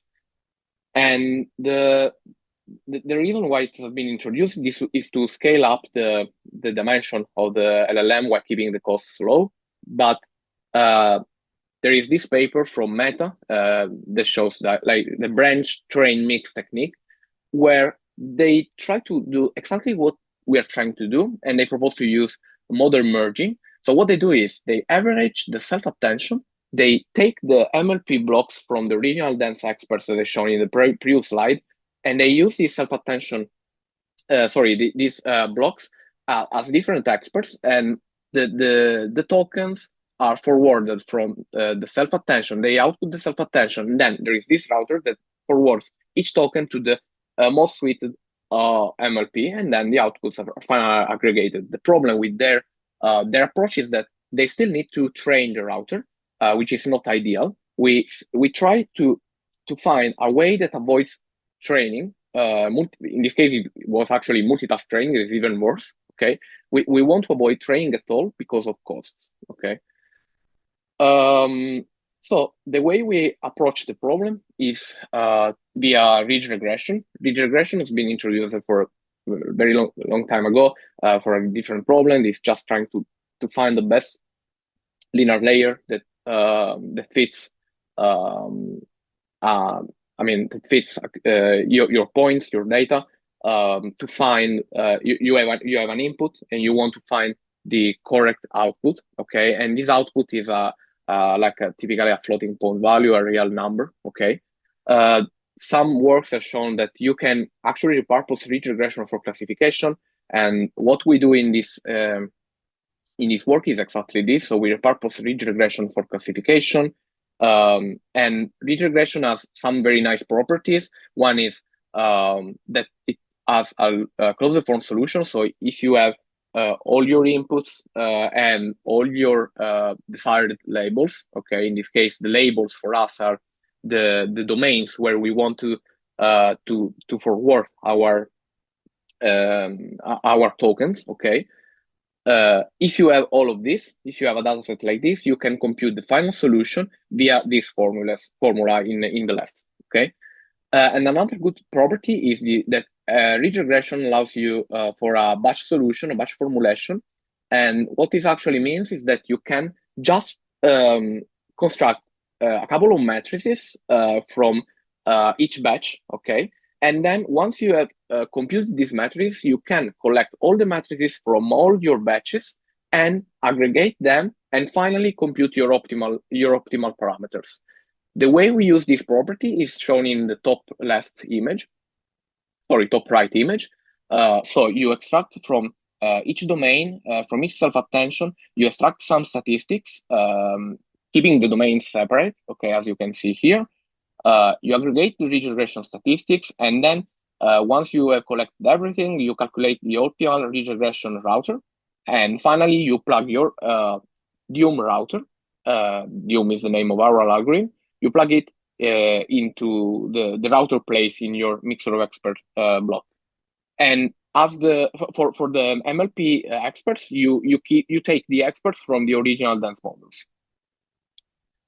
These are the results of our method. So we tried a couple of different settings. One is for causal language modeling, and the other one is reasoning. And in both settings, our approach, DUM, and also DUM Plus, which I'm going to introduce soon, both of them overcome the baselines, sometimes except for the oracle. So let me introduce you what are these baselines. So first we have the oracle.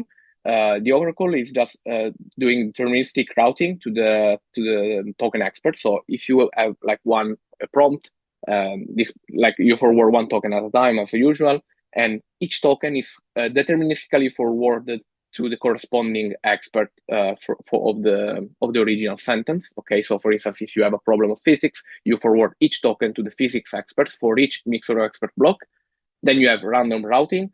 I think that is pretty much self-explanatory. Every time the token are forwarded to a random expert. And finally, you have BTX, that is branch tree mix algorithm. Please note that BTX still requires you to fine-tune your router further. This is something that DUM does not require. So we also introduce DUM Plus for fair comparison with BTX that initializes the router with DUM and then fine-tunes it in the same way that BTX does.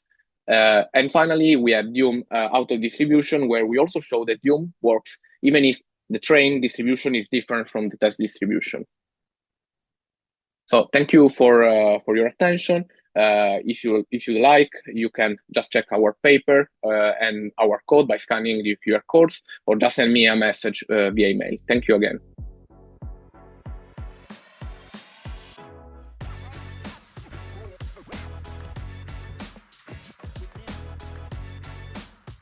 My name is Matthew Morrison, and I'm a computer science and engineering professor at the University of Notre Dame. It is my pleasure to introduce this final student project for my Computing in Spaceflight class called Satellite Battery Degradation Predictor, using Federated AI for space applications. In my Computing in Spaceflight class, the first slide states, computer science is every bit as subject to the laws of thermodynamics as chemistry and physics, because computer science is chemistry and physics. I must confess, this is an opportune first semester to offer computing in spaceflight. With the successful deployment of the data center by StarCloud, with the successful AI traversal of the Mars Pathfinder, and with the Artemis II mission. One event that was rather fortuitous this semester was the first demonstration of Federated AI by Flower on that StarCloud satellite. I immediately reached out to Flower because this is computing on the edge of physics. Demetrius and William gave a great motivational talk. And the students were so excited that one team proposed that they want to do their final project on Federated AI in space applications. So what I would like you to take away as the students give this presentation, that is not just that Federated AI has such transformative potential. It has that same transformative potential to motivate in the classroom, on Earth, and in space. So on that note, I want to turn it over to Michael Agsam, Andrew Domsala, Andrew Linares, and Jorge Moreno. The space industry is continuously relying on new technologies such as AI and edge computing to help push the industry as well as our society. And new emerging leaders in this space, such as Flower AI, are helping contribute to this push for the space industry. My name is Mike Agsam, and today I'm joined with my colleagues Andrew Domsala, Andrew Linares, and Jorge Moreno to showcase work that we did with Flower AI to help push the space industry. Now, to give some context behind our project, we want to share with you the motivation behind why we chose to do this. As a part of our new space computing class at Notre Dame, our curriculum tasked us to contribute to the space industry through some sort of new technology. And we were actually lucky enough to have the Flower AI folks come present to us their work with this framework and how this technology is evolving in our industry. And learning about distributed AI development was really interesting to us and is what pushed us to help pursue this project in the first place. And with that being said, our project was to create an AI using federated learning to analyze satellite battery degradation and to create a predictor on battery state of health. With more space missions being greenlit, such as Artemis 2 and 3, performance in space technology is becoming increasingly more prevalent in our day and age. And it is crucial to be able to track things such as battery health and other performance metrics like this to help push space technology and to make our technology safe for astronauts and humanity alike. Hi, my name is Jorge Moreno, and I'll be speaking a little bit more about why we decided to use Flower AI. So we're using Flower AI's federated learning framework to train our battery health predictor across multiple clients. And the reason we're doing that is because of the many benefits that this framework gives us in space, including privacy, because all the data is kept on the satellite itself, and the other side of that is performance, meaning that the data sent is the actual weights from the locally trained model, greatly reducing transmission time, as well as asynchronous updates from multiple satellites aggregating all at once on Earth. And lastly, it's fidelity, which means that our federated model is performing as good as or better than a typical model in some measurements. So our approach is to use Flower AI's partitioning functions on the battery degradation dataset. Then we're going to be training it on the aging of different batteries and the state of health. So we're going to be doing this in a traditional model as well as on a simulated Flower AI deployment model using the same training model. And then finally, we're going to compare and showcase these the federated versus the traditional model in accuracy, training time, communication size, and finally, hardware performance. Here are some of the challenges we've anticipated or have already come across in our research. Our first challenge is the model behavior being too sparse for a global federated model. With federated learning, the idea is that each client trains its own local data and contributes to a shared global model, but satellite batteries operate under varied conditions, so data from one satellite might look nothing like the data from another, and those kind of differences can make it hard to build a single global model that generalizes well across all of them. Second, performance evaluation can be tricky with a real satellite deployment. What actually matters is things like false negative rate or early warning lead time, or how accurate the model is at low battery health. And with predicting a battery when it's healthy, but actually failing could mean losing the entire satellite. Then A third challenge was setting up the simulated Flower nodes for the first time. Flower has a specific architecture, and getting the random forest model to plug into that framework required working through several of their examples. And then finally, the NASA battery data set itself is large and complex. The data spans many different battery conditions, which made pre-processing and partitioning for Federated clients non-trivial. To begin the technical progress section, we have completed the initial implementation of both the traditional model and the federated learning model following the Flower framework. First, we developed a traditional machine learning model using the NASA battery dataset. This model predicts battery state of health. Our traditional model provides a strong baseline for evaluating the federated learning approach. In parallel, we also built the federated learning model environment using Flower AI documentation and prepared our system for distributed training. For the traditional model, we trained a random forest regressor using the NASA battery dataset.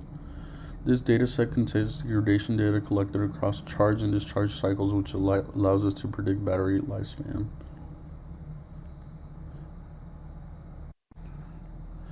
Our model uses a voltage-based features such as mean voltage, minimum voltage, and voltage variance to predict battery state of health.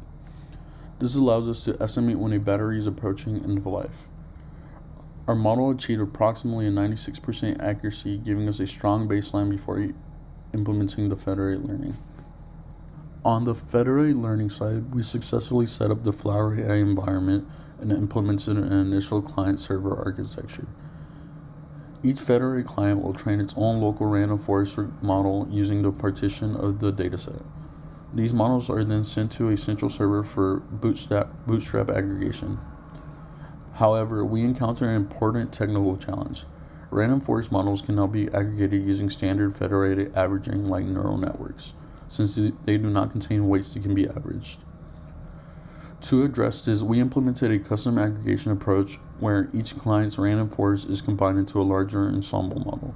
The server aggregates these forests using a bootstrap aggregation and averages their predictions, effectively creating a distributed random forest across multiple clients. This approach allows us to leverage federated learning while still using a random forest model. Our next steps involve training the federated model across multiple clients and running 4 simulated battery environments. These environments will allow us to compare how individual local models perform versus the aggregate federated model. This helps us evaluate the robustness of the federated approach under varying battery conditions. We will also collect benchmark data including accuracy, training time, communication size, and hardware utilization. Finally, we will compare the federated model against our traditional baseline model.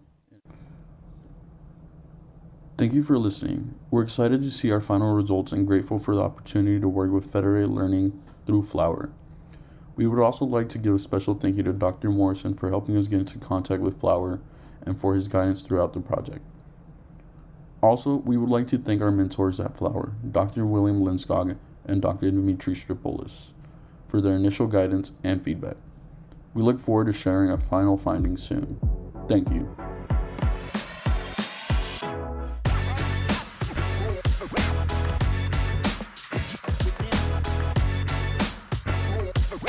Hi everyone, my name is Rakibul Haq. I'm a PhD student at the University of Texas at San Antonio. It's an honor for me to present my recent published work in this event today. Today I'm going to discuss about robust federated learning via stable cosine similarity.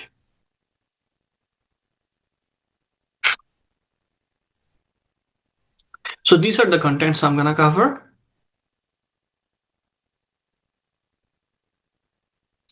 Now, what is federated learning? In federated learning, clients collect their own data and a server sends a global model to all the clients, and the client receives the global model and train it with their private local data and generate a local update and send the local update to the server. And then server collect all the local update from all the clients and then generate a global model. This is the end of round 1. And then the server again send back the updated model to all the clients. to repeat the process for round 2.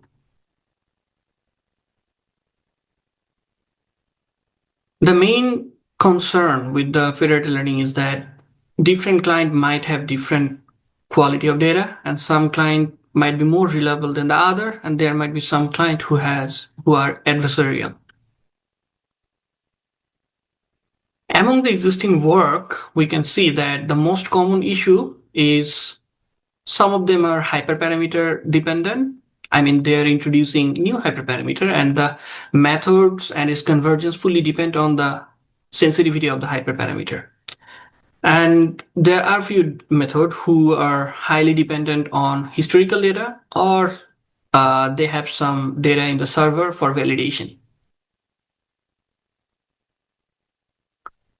So we are proposing stable cosine similarity, where we don't have any server validation data and we are not introducing any new hyperparameter. And this is fully unsupervised method for calculating the client trust score. The main feature of this method is that we are measuring the directional similarity or the cosine similarity of each client, and we are also checking the temporal stability of each of the client. So in order to formalize the mathematical symbols, and the whole scenario is that each client will have a DI dataset with NI amount of points, and it's taken from a distribution of PI.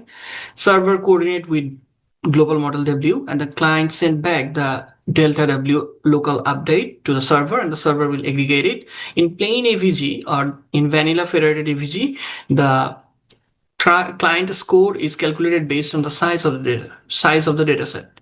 But there is another problem with this method is that sometimes there might be some clients who report invalid or wrong size of the data set to give more importance to that model. And this FedAVG is okay if the clients are honest and they have homogeneous data set, but it doesn't work when the client's distribution are not similar, or there might be some clients who are out of the distribution. So we are calculating the cosine similarity PI based on the local update delta WI and P consensus GI.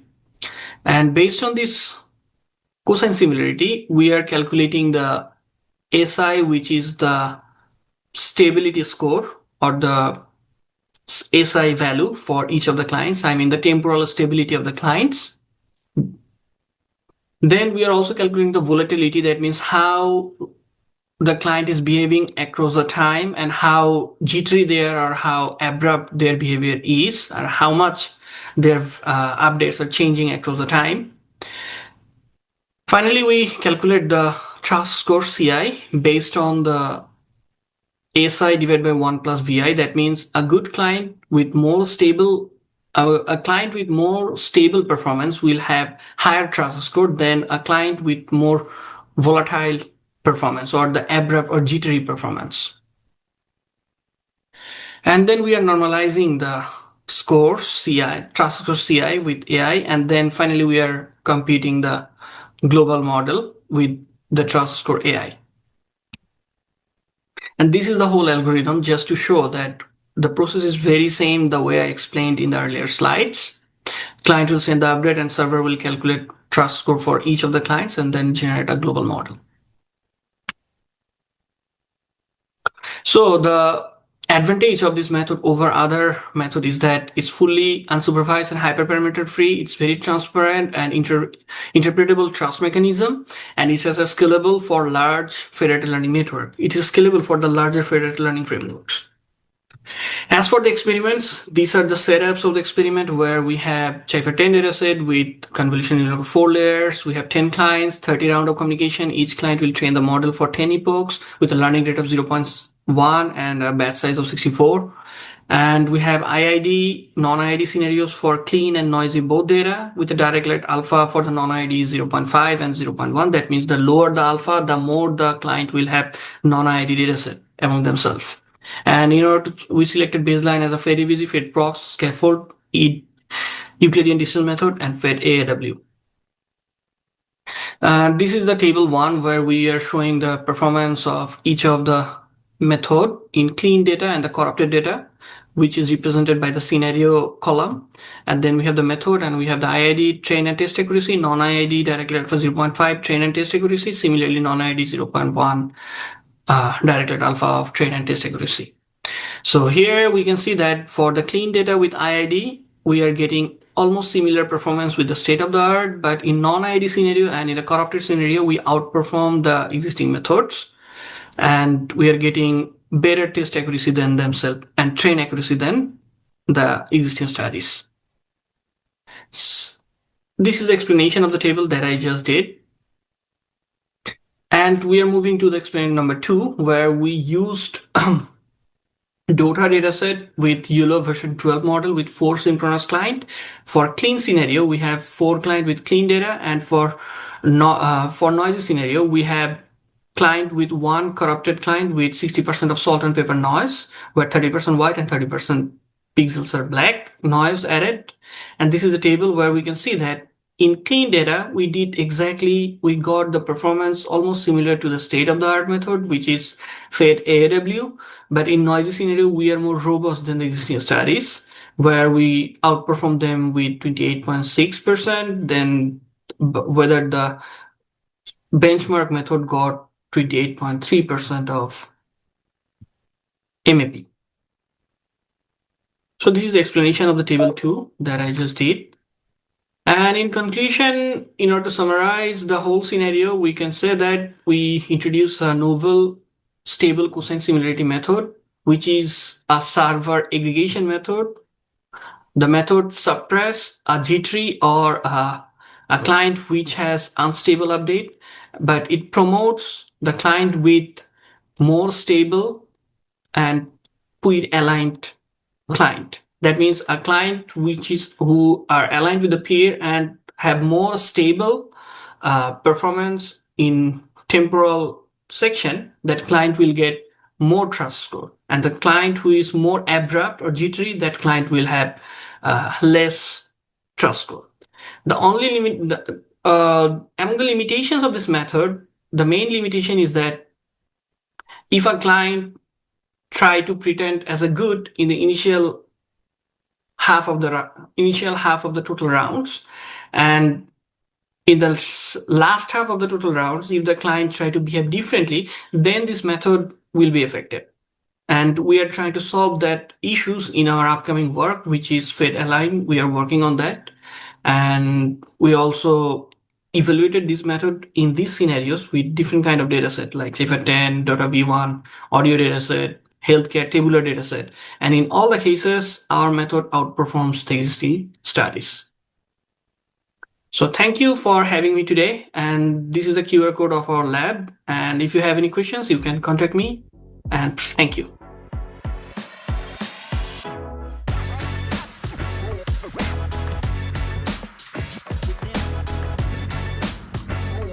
Hi everyone, I'm Yaman, a software engineer.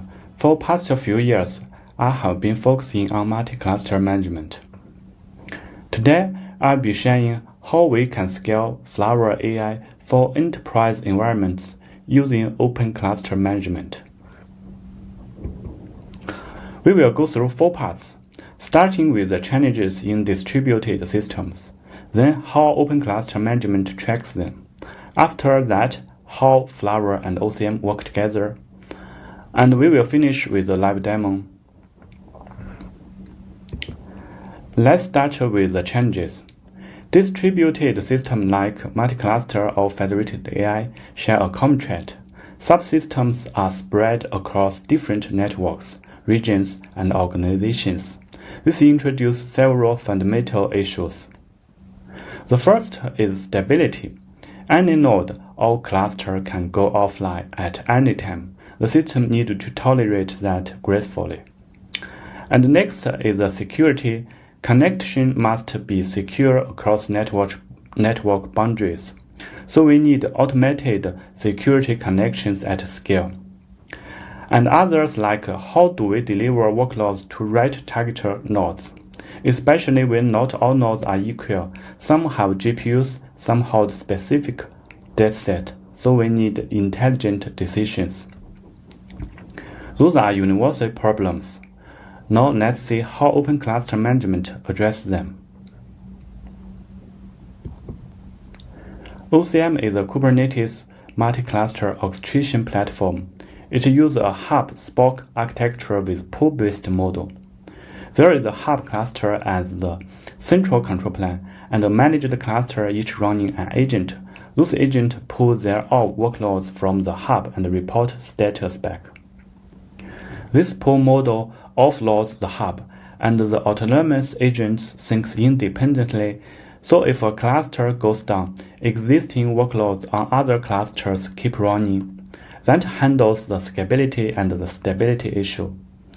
Besides that, it also provides the work API to distribute workloads across clusters, and the placement API to schedule across them.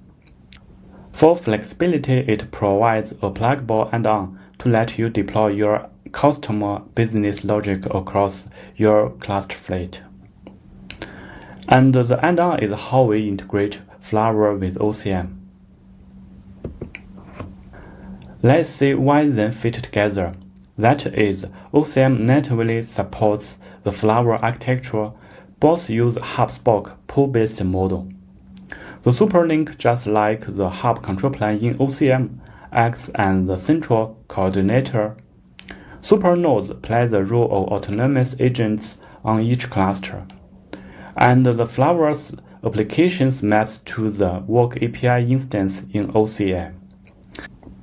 Same architecture and network topology, so no extra changes are needed.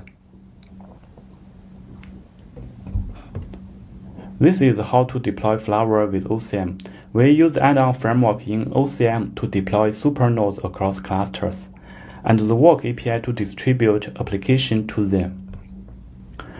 Placement handles the scheduling for both, deciding which cluster get supernodes and which get client applications based on the cluster attributes, like GPU availability or dataset readiness.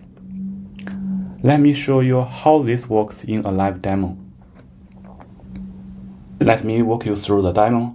We will start by setting up an OCM environment, then define the supernode with OCM add-on and schedule them into the right clusters. From there, we will distribute the Flower application and submit the training task across all of them. Okay, let's start with the cluster setup. I'm going to create 3 clusters. The one on the top is the hub cluster, which manages the 2 below it. Once they are up, I will initialize the hub cluster.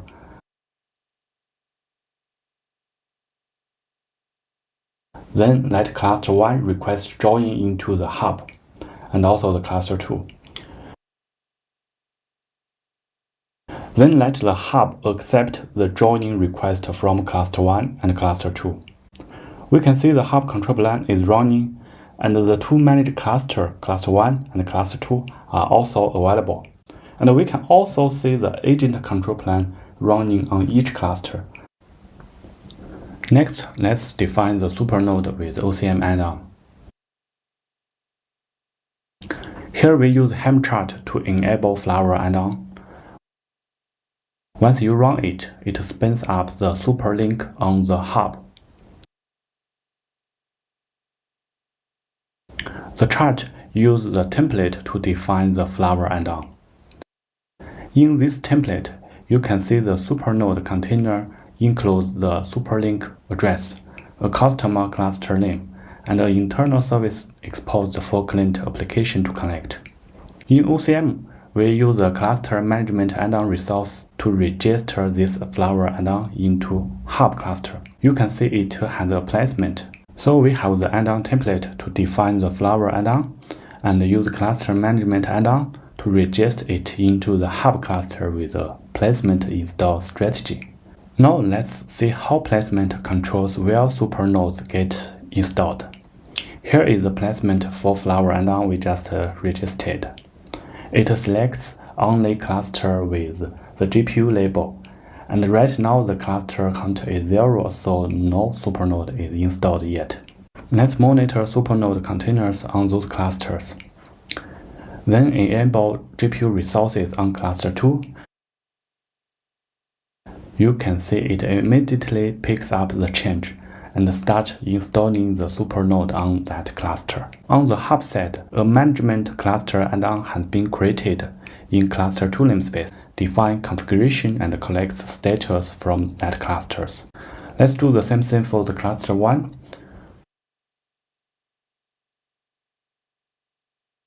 Now, both add-on instances are enabled on cluster 1 and cluster 2.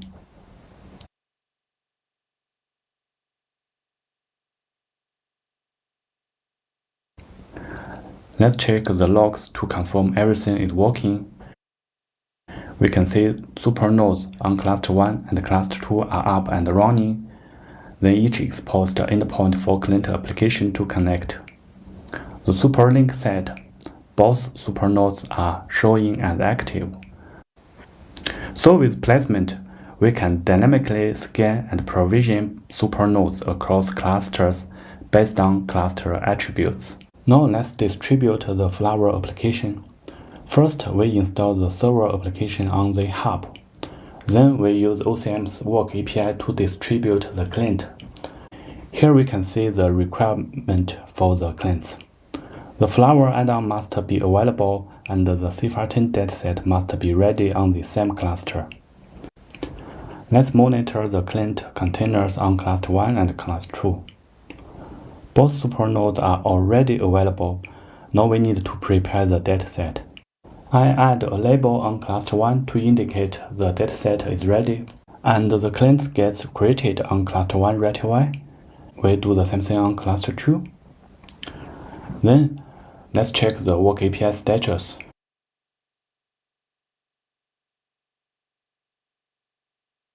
It shows 2 clients applied and 2 are available. That matches those 2 clusters. Now let's submit the training task to the superlink on the hub cluster. That wraps up the demo. We have successfully submitted a federated AI training task across multiple clusters.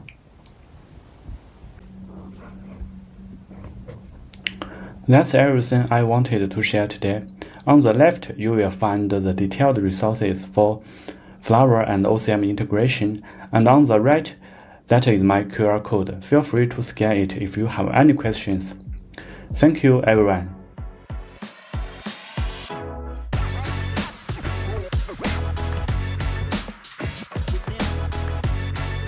Hello everyone. Today, we are excited to share Flower Fed Agent. The idea behind Fed Agent grew out of looking closely at the traditional federated learning architecture.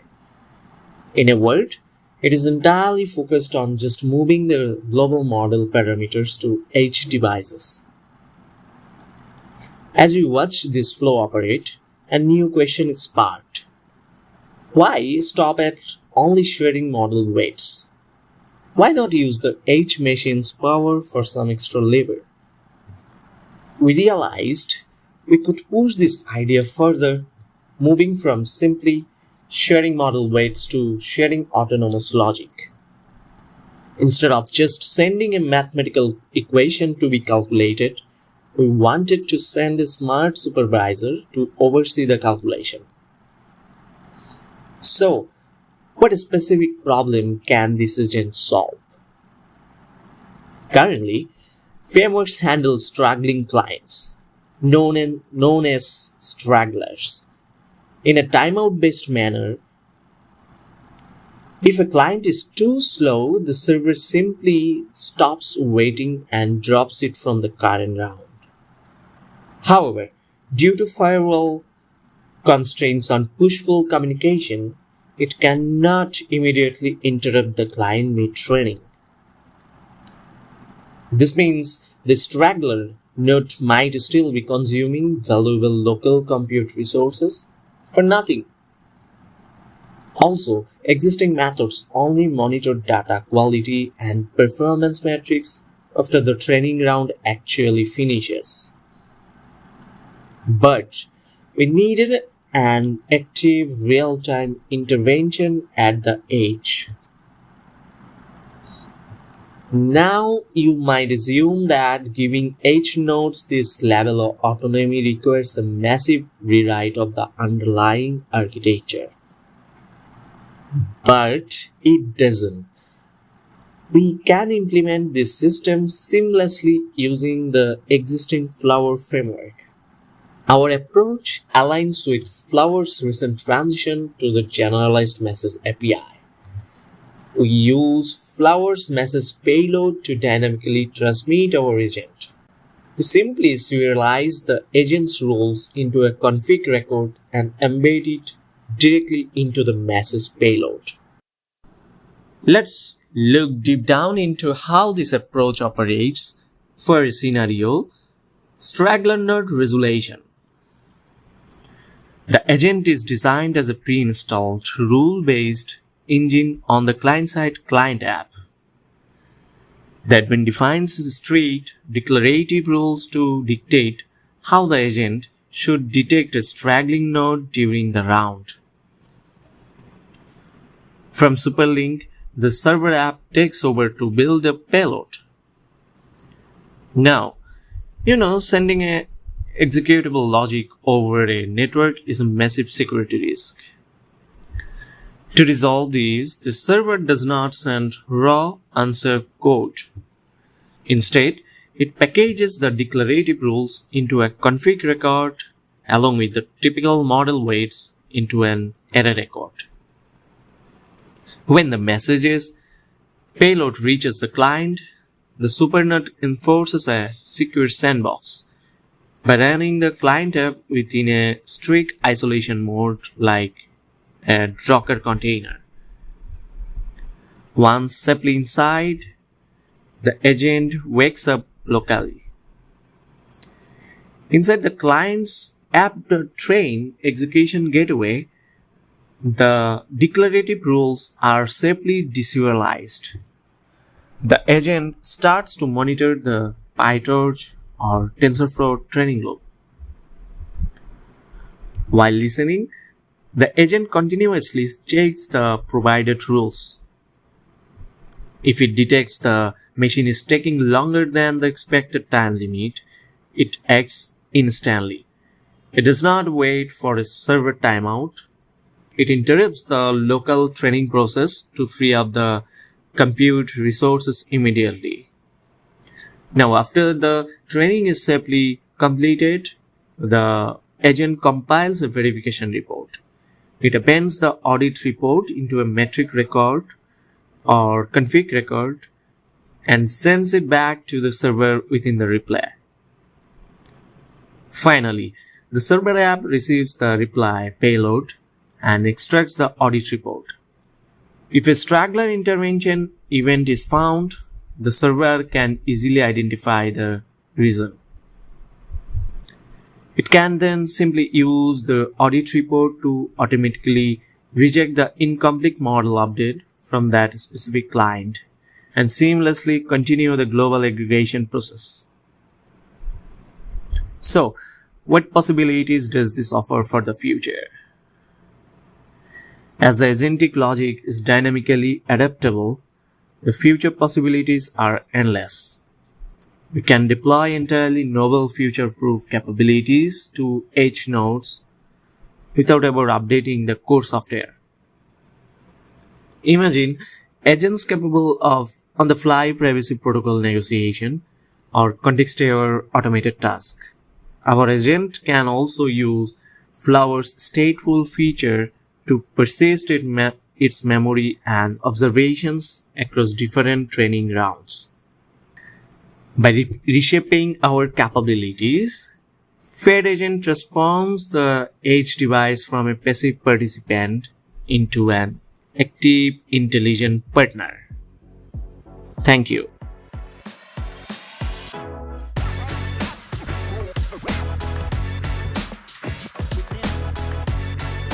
Hello, I'm Nicola Raimondo, the founder of OpenScouter. Just as a little bit of context, what is OpenScouter? Basically, what we do is we test digital products, digital environments like websites and mobile apps with neurodivergent testers, and we've built two really cool technologies to assist with that process. The problem we're looking to solve in just a few words is that user testing is really outdated. It's either on a Zoom call and you just ask for people's opinion, or it's through perhaps shady and, well, because they're not transparent agencies that do testing with international testers, don't pay them very much. So we set out to build a more scientific, robust process that protects data of our testers, but also provides more insights. So how do we do this? Basically, there are two main technologies. The first one is our website cloning and variant generation, which does a few really cool things. So the first of which is that it enables us to create variants. And that enables A/B testing that we can do independently without the clients kind of like working on the tech and adding a kind of backlog items to their team. The second thing is that it protects our testers' data because it's just a front end. If they're inputting their personal details into forms, that data doesn't go anywhere. And thirdly, it also freezes in time the website or mobile app that's being tested to ensure kind of like more standardized different variants. So how we actually generate data, that's the second technology. So we've developed a Chrome extension and a mobile app that gathers three main data points. So the first is the browser events. So that is similar to Hotjar or Postdog in terms of what you have hooked up to your own website. We actually enabled this through the Chrome extension within this user testing, which is higher quality data. It's more purposeful. It's more powerful. The second thing is the facial expression data and also high tracking. So this provides us an additional layer to the third data layer, which is of course the voice commentary and feedback, similar to a nodes generation. The idea is that these 3-4 data points together provide more compelling evidence and more insightful recommendations and look behind usability and accessibility issues. So what constraint we're working on? Why federated learning? Why we're having this talk with Flower? So the need, especially on regulated industries, is to prove compliance. And to prove compliance, you need access to data, especially to vulnerable groups of users and customers. The constraint is, of course, that this data needs to be protected to match with other compliance regulations such as GDPR, the Article 9. So we think of it as a free wage benchmark. So the first thing we learned is we don't just compare federated learning to centralized. Compare all three. That's the way to go. So the diagram shows federated learning is about isolating each person's training on their own data.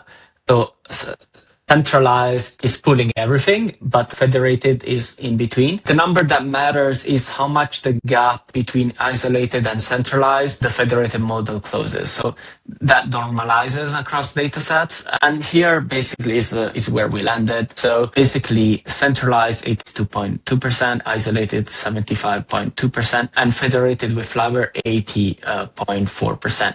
That means that federated learning closed about 72% of the gap using a public dataset of 18-year divergent participants for wearable devices, which created 449 samples. The second lesson was something that we didn't expect, so an imbalance in the data. So in any real-world setting, your nodes won't have equal data.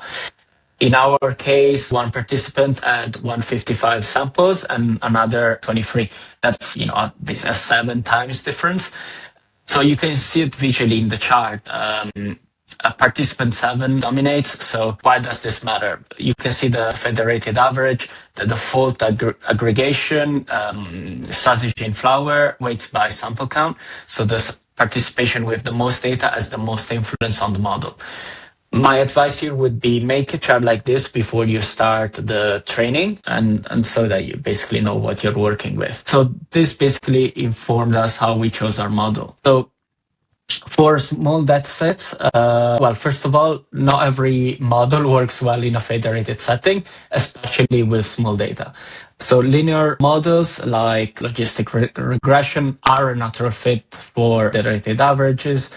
Their parameters are just arrays of numbers, so basically they're easy to average. Neural networks, though, need more data per node and more rounds. And that's where basically the rest of the machine learning of our model basically will complement this process. And 3 models like XGBoost, which we are also using, are great for local baselines, but you can't really federate them with federated average.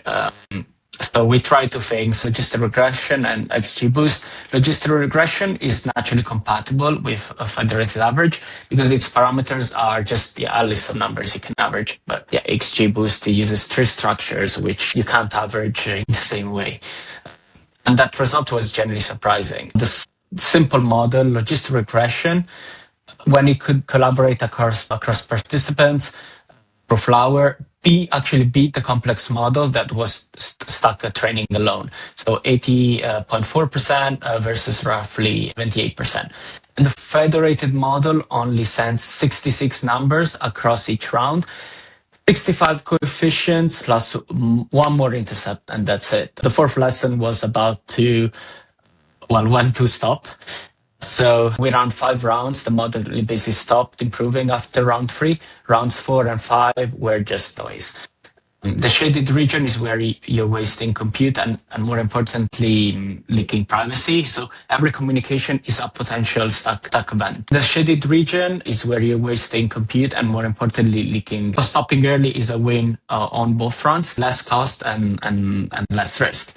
Now, the last lesson is about something that isn't technical at all. So if you're feeling lost, don't worry. But it's probably actually the most important, and it's basically how to communicate this with stakeholders. So the technical case for federated learning is really solid, but the argument that actually people to say yes is about liability. So it's not about the kind of accuracy. So if you centralize data and there's a breach, everyone is exposed. But with federated learning, a breach affects one participant, not all of them, of course. So you've reduced the kind of impact, the blast radius. So for anyone working in healthcare, finance, government, there's the argument to move the conversation in that way. And Flower is an amazing way to do that. So before I wrap up this talk, I want to touch on how we handle governance for all of this, which is especially important in the age of AI, so AI governance. So we have 9 agents in our pipeline. Some of them handle the biometric data, some generate client reports, some are just internal tools. We don't treat them the same. So we divided them in 3 tiers. So tier 1 is any agent that touches biometric or neurodivergent data, and that's hard block until a human approves it. So human gated, no workaround. Tier 2, anything a client will see is tagged for human review before delivery. So this is also human, but the agent has full working access. And tier 3 is internal rules, basically running freely with a daily budget, of course, and on a AI gateway. So on the principles, pick 2. So every AI call is logged with the model version, token counts, and anonymized summary, and we keep those logs for 2 years. And the second one, so testers have to confirm their observation before any client report is generated. And the AI cannot speak for the testers and doesn't speak for OpenScouter in our case. So yeah, no approval in the database means no execution, and it cannot be bypassed. This is really, really important. So ending on 5 easy lessons to follow in terms of federated learning. So always, especially when you're working with a small sensitive data set. So always run 3 conditions, not just 2. Check your data before you train it. Start simple, especially with small data sets. Otherwise, you're risking a really big drift. And watch the convergence curve and stop when it flattens. That's kind of your, that's when you need to stop. And when you communicate about it, talk about liability and not just accuracy.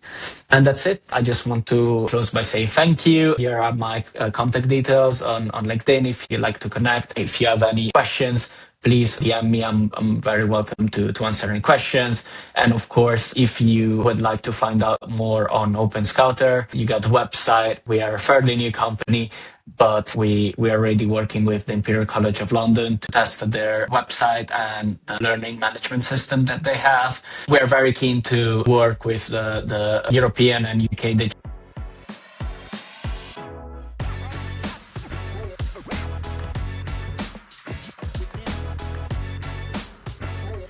Hello everyone, my name is Yasmina Kaishi and I'm a PhD student at the University of Namur in Belgium. And today I am pleased to take you in a slightly different direction from what you usually see in a federated learning summit.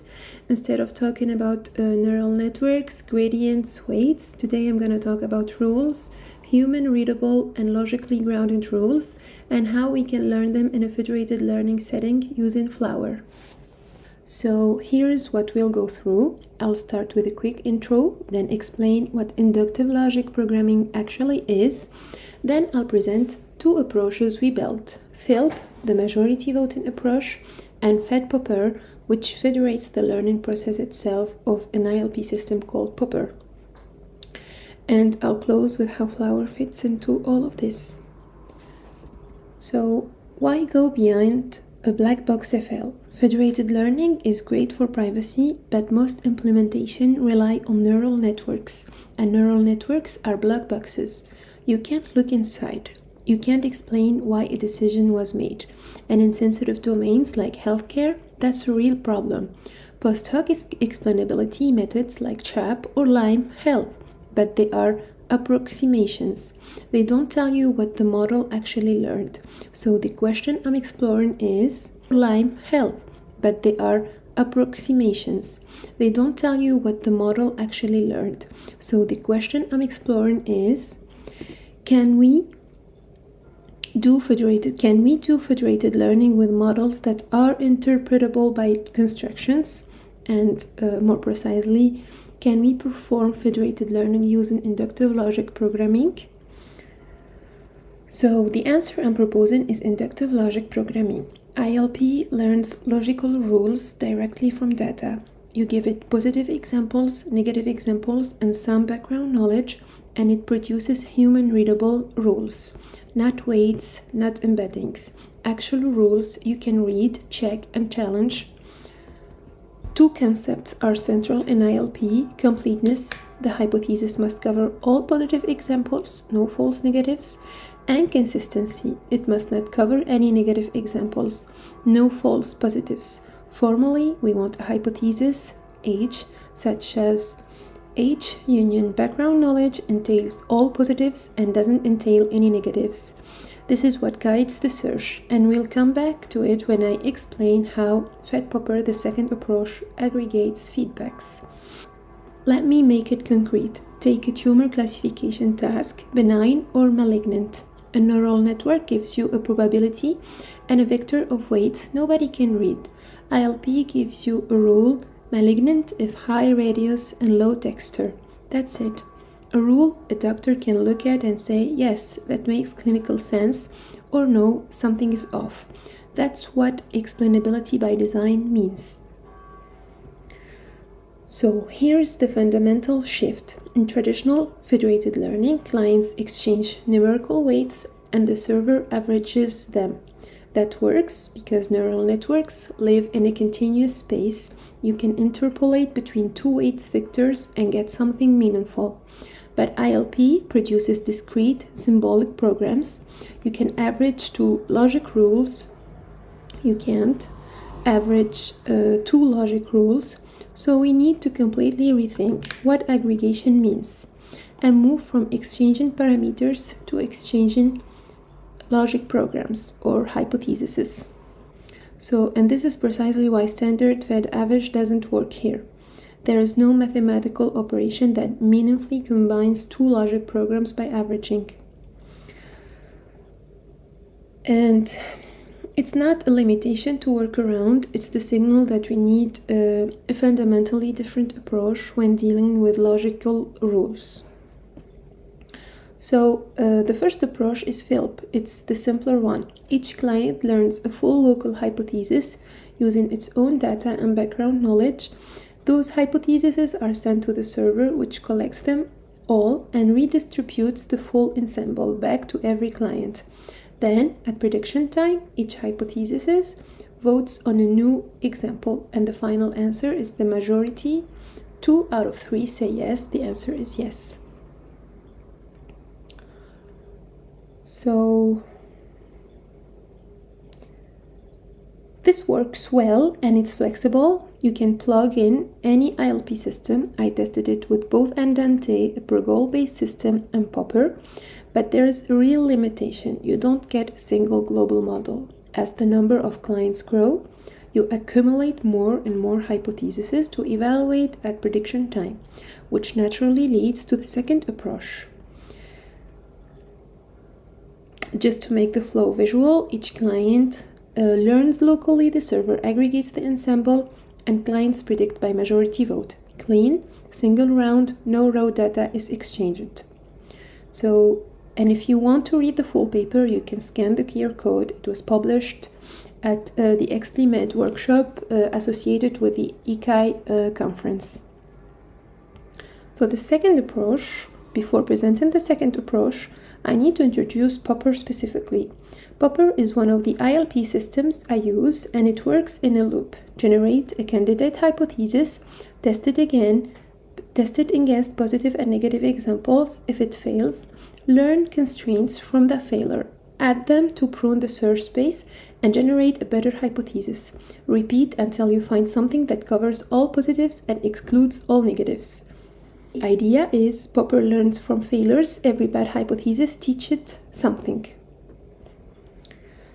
So the second approach goes much deeper. Instead of federating just the output of ILP, we federate the learning loop itself. The server handles generate and constrain. The clients handle test locally on their private data. Clients don't send examples, don't send background knowledge. They only send back symbolic feedback. Data never leaves the clients, only logical feedback is exchanged, and Flower orchestrates all of this cross rounds. So here is what that feedback looks like. Each client returns a symbolic outcome, all if the hypothesis covers all the positive examples, none if it covers none, some in between. Same for negatives. The server aggregates these signals across all clients to determine globally whether the hypothesis is complete and consistent. No gradients, no parameters, just all, some, none. And this work is currently under preparation for publication. So what you're seeing here is a preview. But the core contribution is we've shown that constraint-driven symbolic learning can be federated without compromising its logical guarantees. So for results, I want to be precise about what we're measuring. ILP is not primarily about predictive accuracy or unseen data. It's about descriptive accuracy, how faithfully the induced rules represent the training distribution. And in our experiments, the federated versions match the centralized baselines on this metric. Flower is what makes all of this practical. It handles client-server communication, let us define custom aggregation strategies, which was essential since we're not doing Fed averaging, and supports scaling to many clients. Without that flexibility, building federated symbolic learning would have been a much bigger engineering challenge. So the broader point is this: Flower is not just for neural networks, it's a general orchestration framework, and it lets you rapidly prototype non-standard federated learning systems, including symbolic ones, like ours. And a quick shout out to the Flower framework, built exactly for this kind of flexible modular federated experimentation. Okay, so that's it for me. Thanks for listening, and I'm sharing my LinkedIn account. So if you have any questions or you want to collaborate, don't hesitate to send a message. Thank you.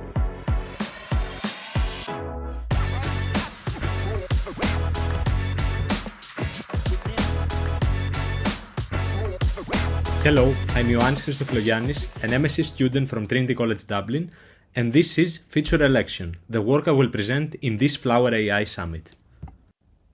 Feature election is a weighted voting mechanism that allows conventional feature selection methods to work in any horizontal federated environment. It allows the spread of feature importance knowledge without sharing any raw data. It brings increased or equal performance along with improved model explainability. It can also drastically reduce model parameter size, resulting in smaller transmissions.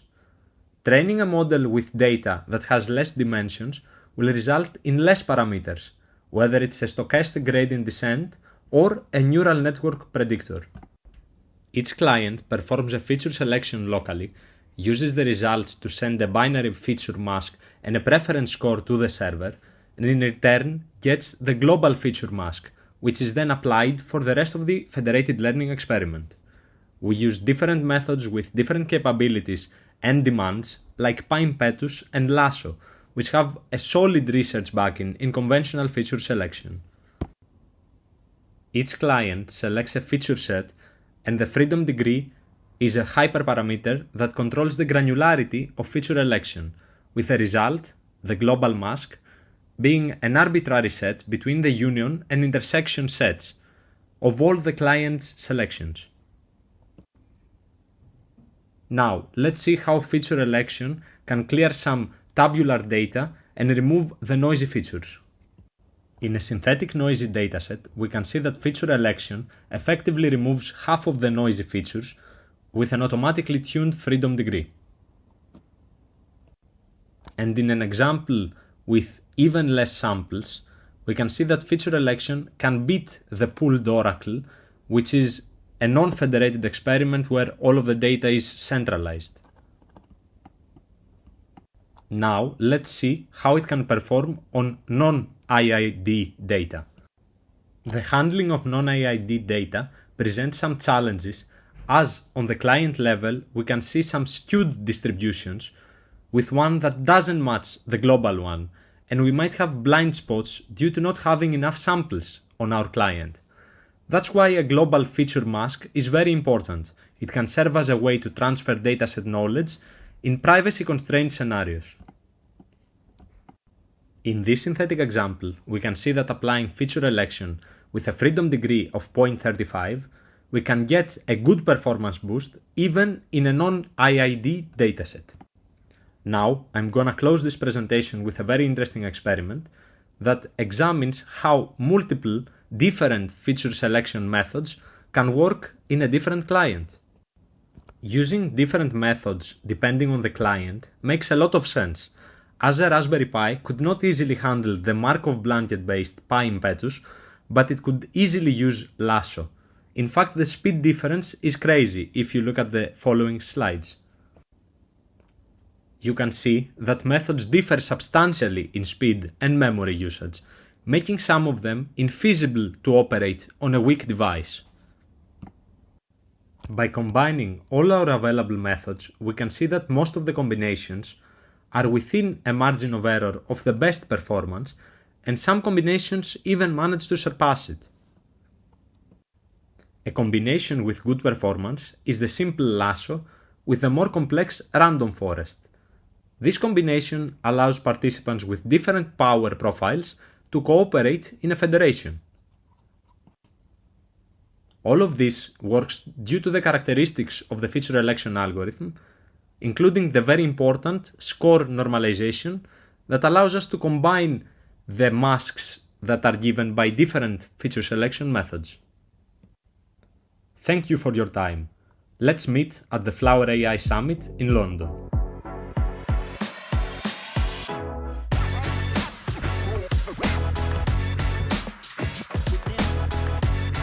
Hello everyone, I am Deripon. Today I am presenting our work titled Agent Fit Noise, a multi-agent framework for adaptive zero-sum noise controlling privacy preserving federated learning. Okay, first let me brief the problem. That we know that the federated learning improves privacy by keeping data decentralized. Means it do not send the raw data to the server, it just send the updates to the server. So in principle, federated learning itself a secret system, but the updates that local devices share may still leak information. So there are various attacks happening in federated learning to infer sensitive information about participant local data. One of them is inference attack. Okay, so this is our concern in our project. We try to protect the updates by introducing a randomized local differential privacy. You can see here our proposed model. The key idea is that client perceives its local updates before sending it to the server. But instead of adding arbitrary noise that may be heavily damage learning, we design the perception so that the total injected noise across clients remains close to zero during aggregation. Okay, that means the noise will cancel out each other during the aggregation.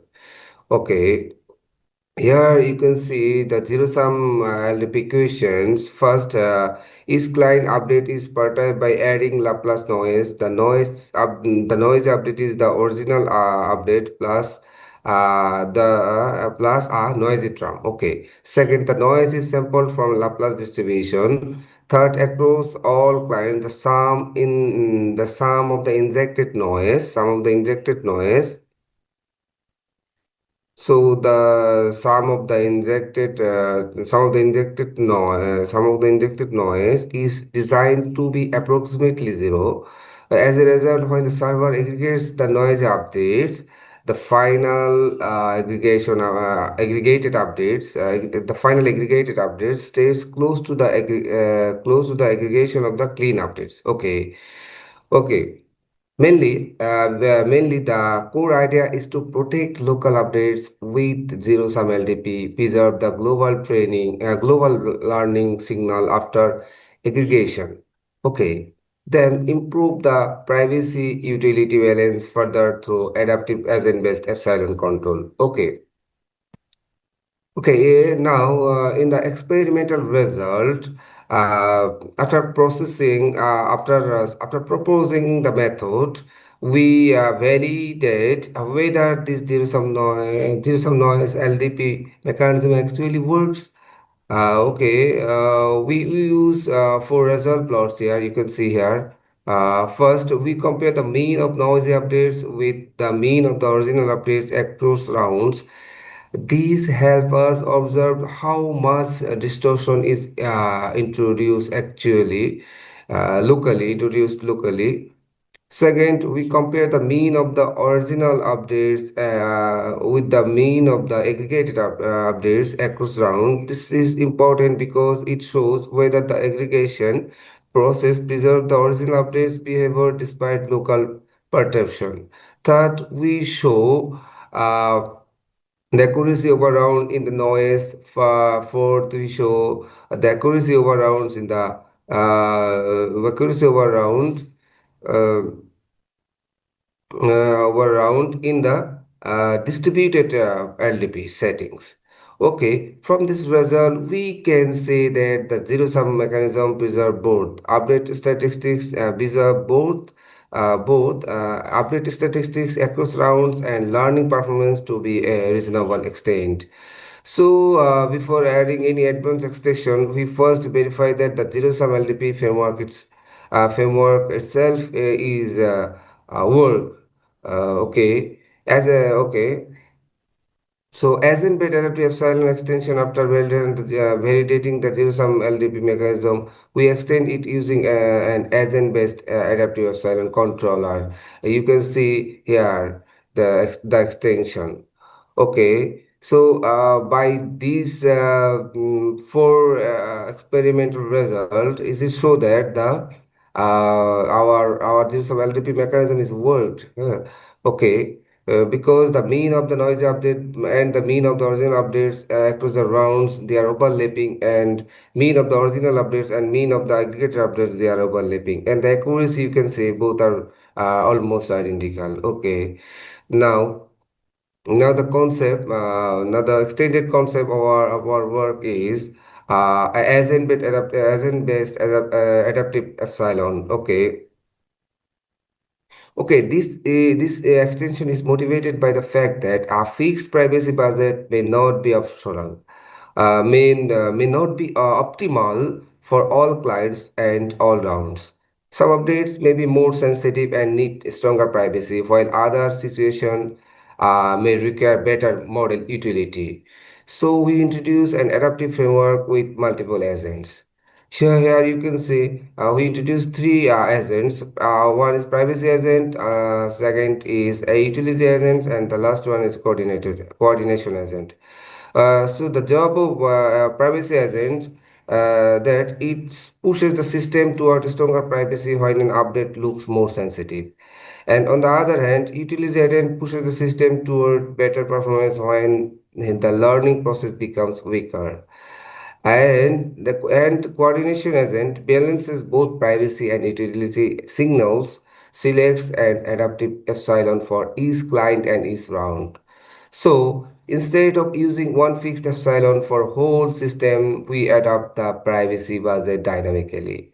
This makes the framework more flexible, allows a better privacy utility trade-off. Okay, you can see here the flow and how the three agents connected each other and worked. Okay, in our future work, we plan to introduce blockchain and simulate attack to evaluate the robustness of the proposed system under stronger adversarial settings. You can see here at the below. Okay, that's all about my presentation today. Thank you, everyone. Thank you for listening. A big thanks to Flower Labs for giving me the opportunity.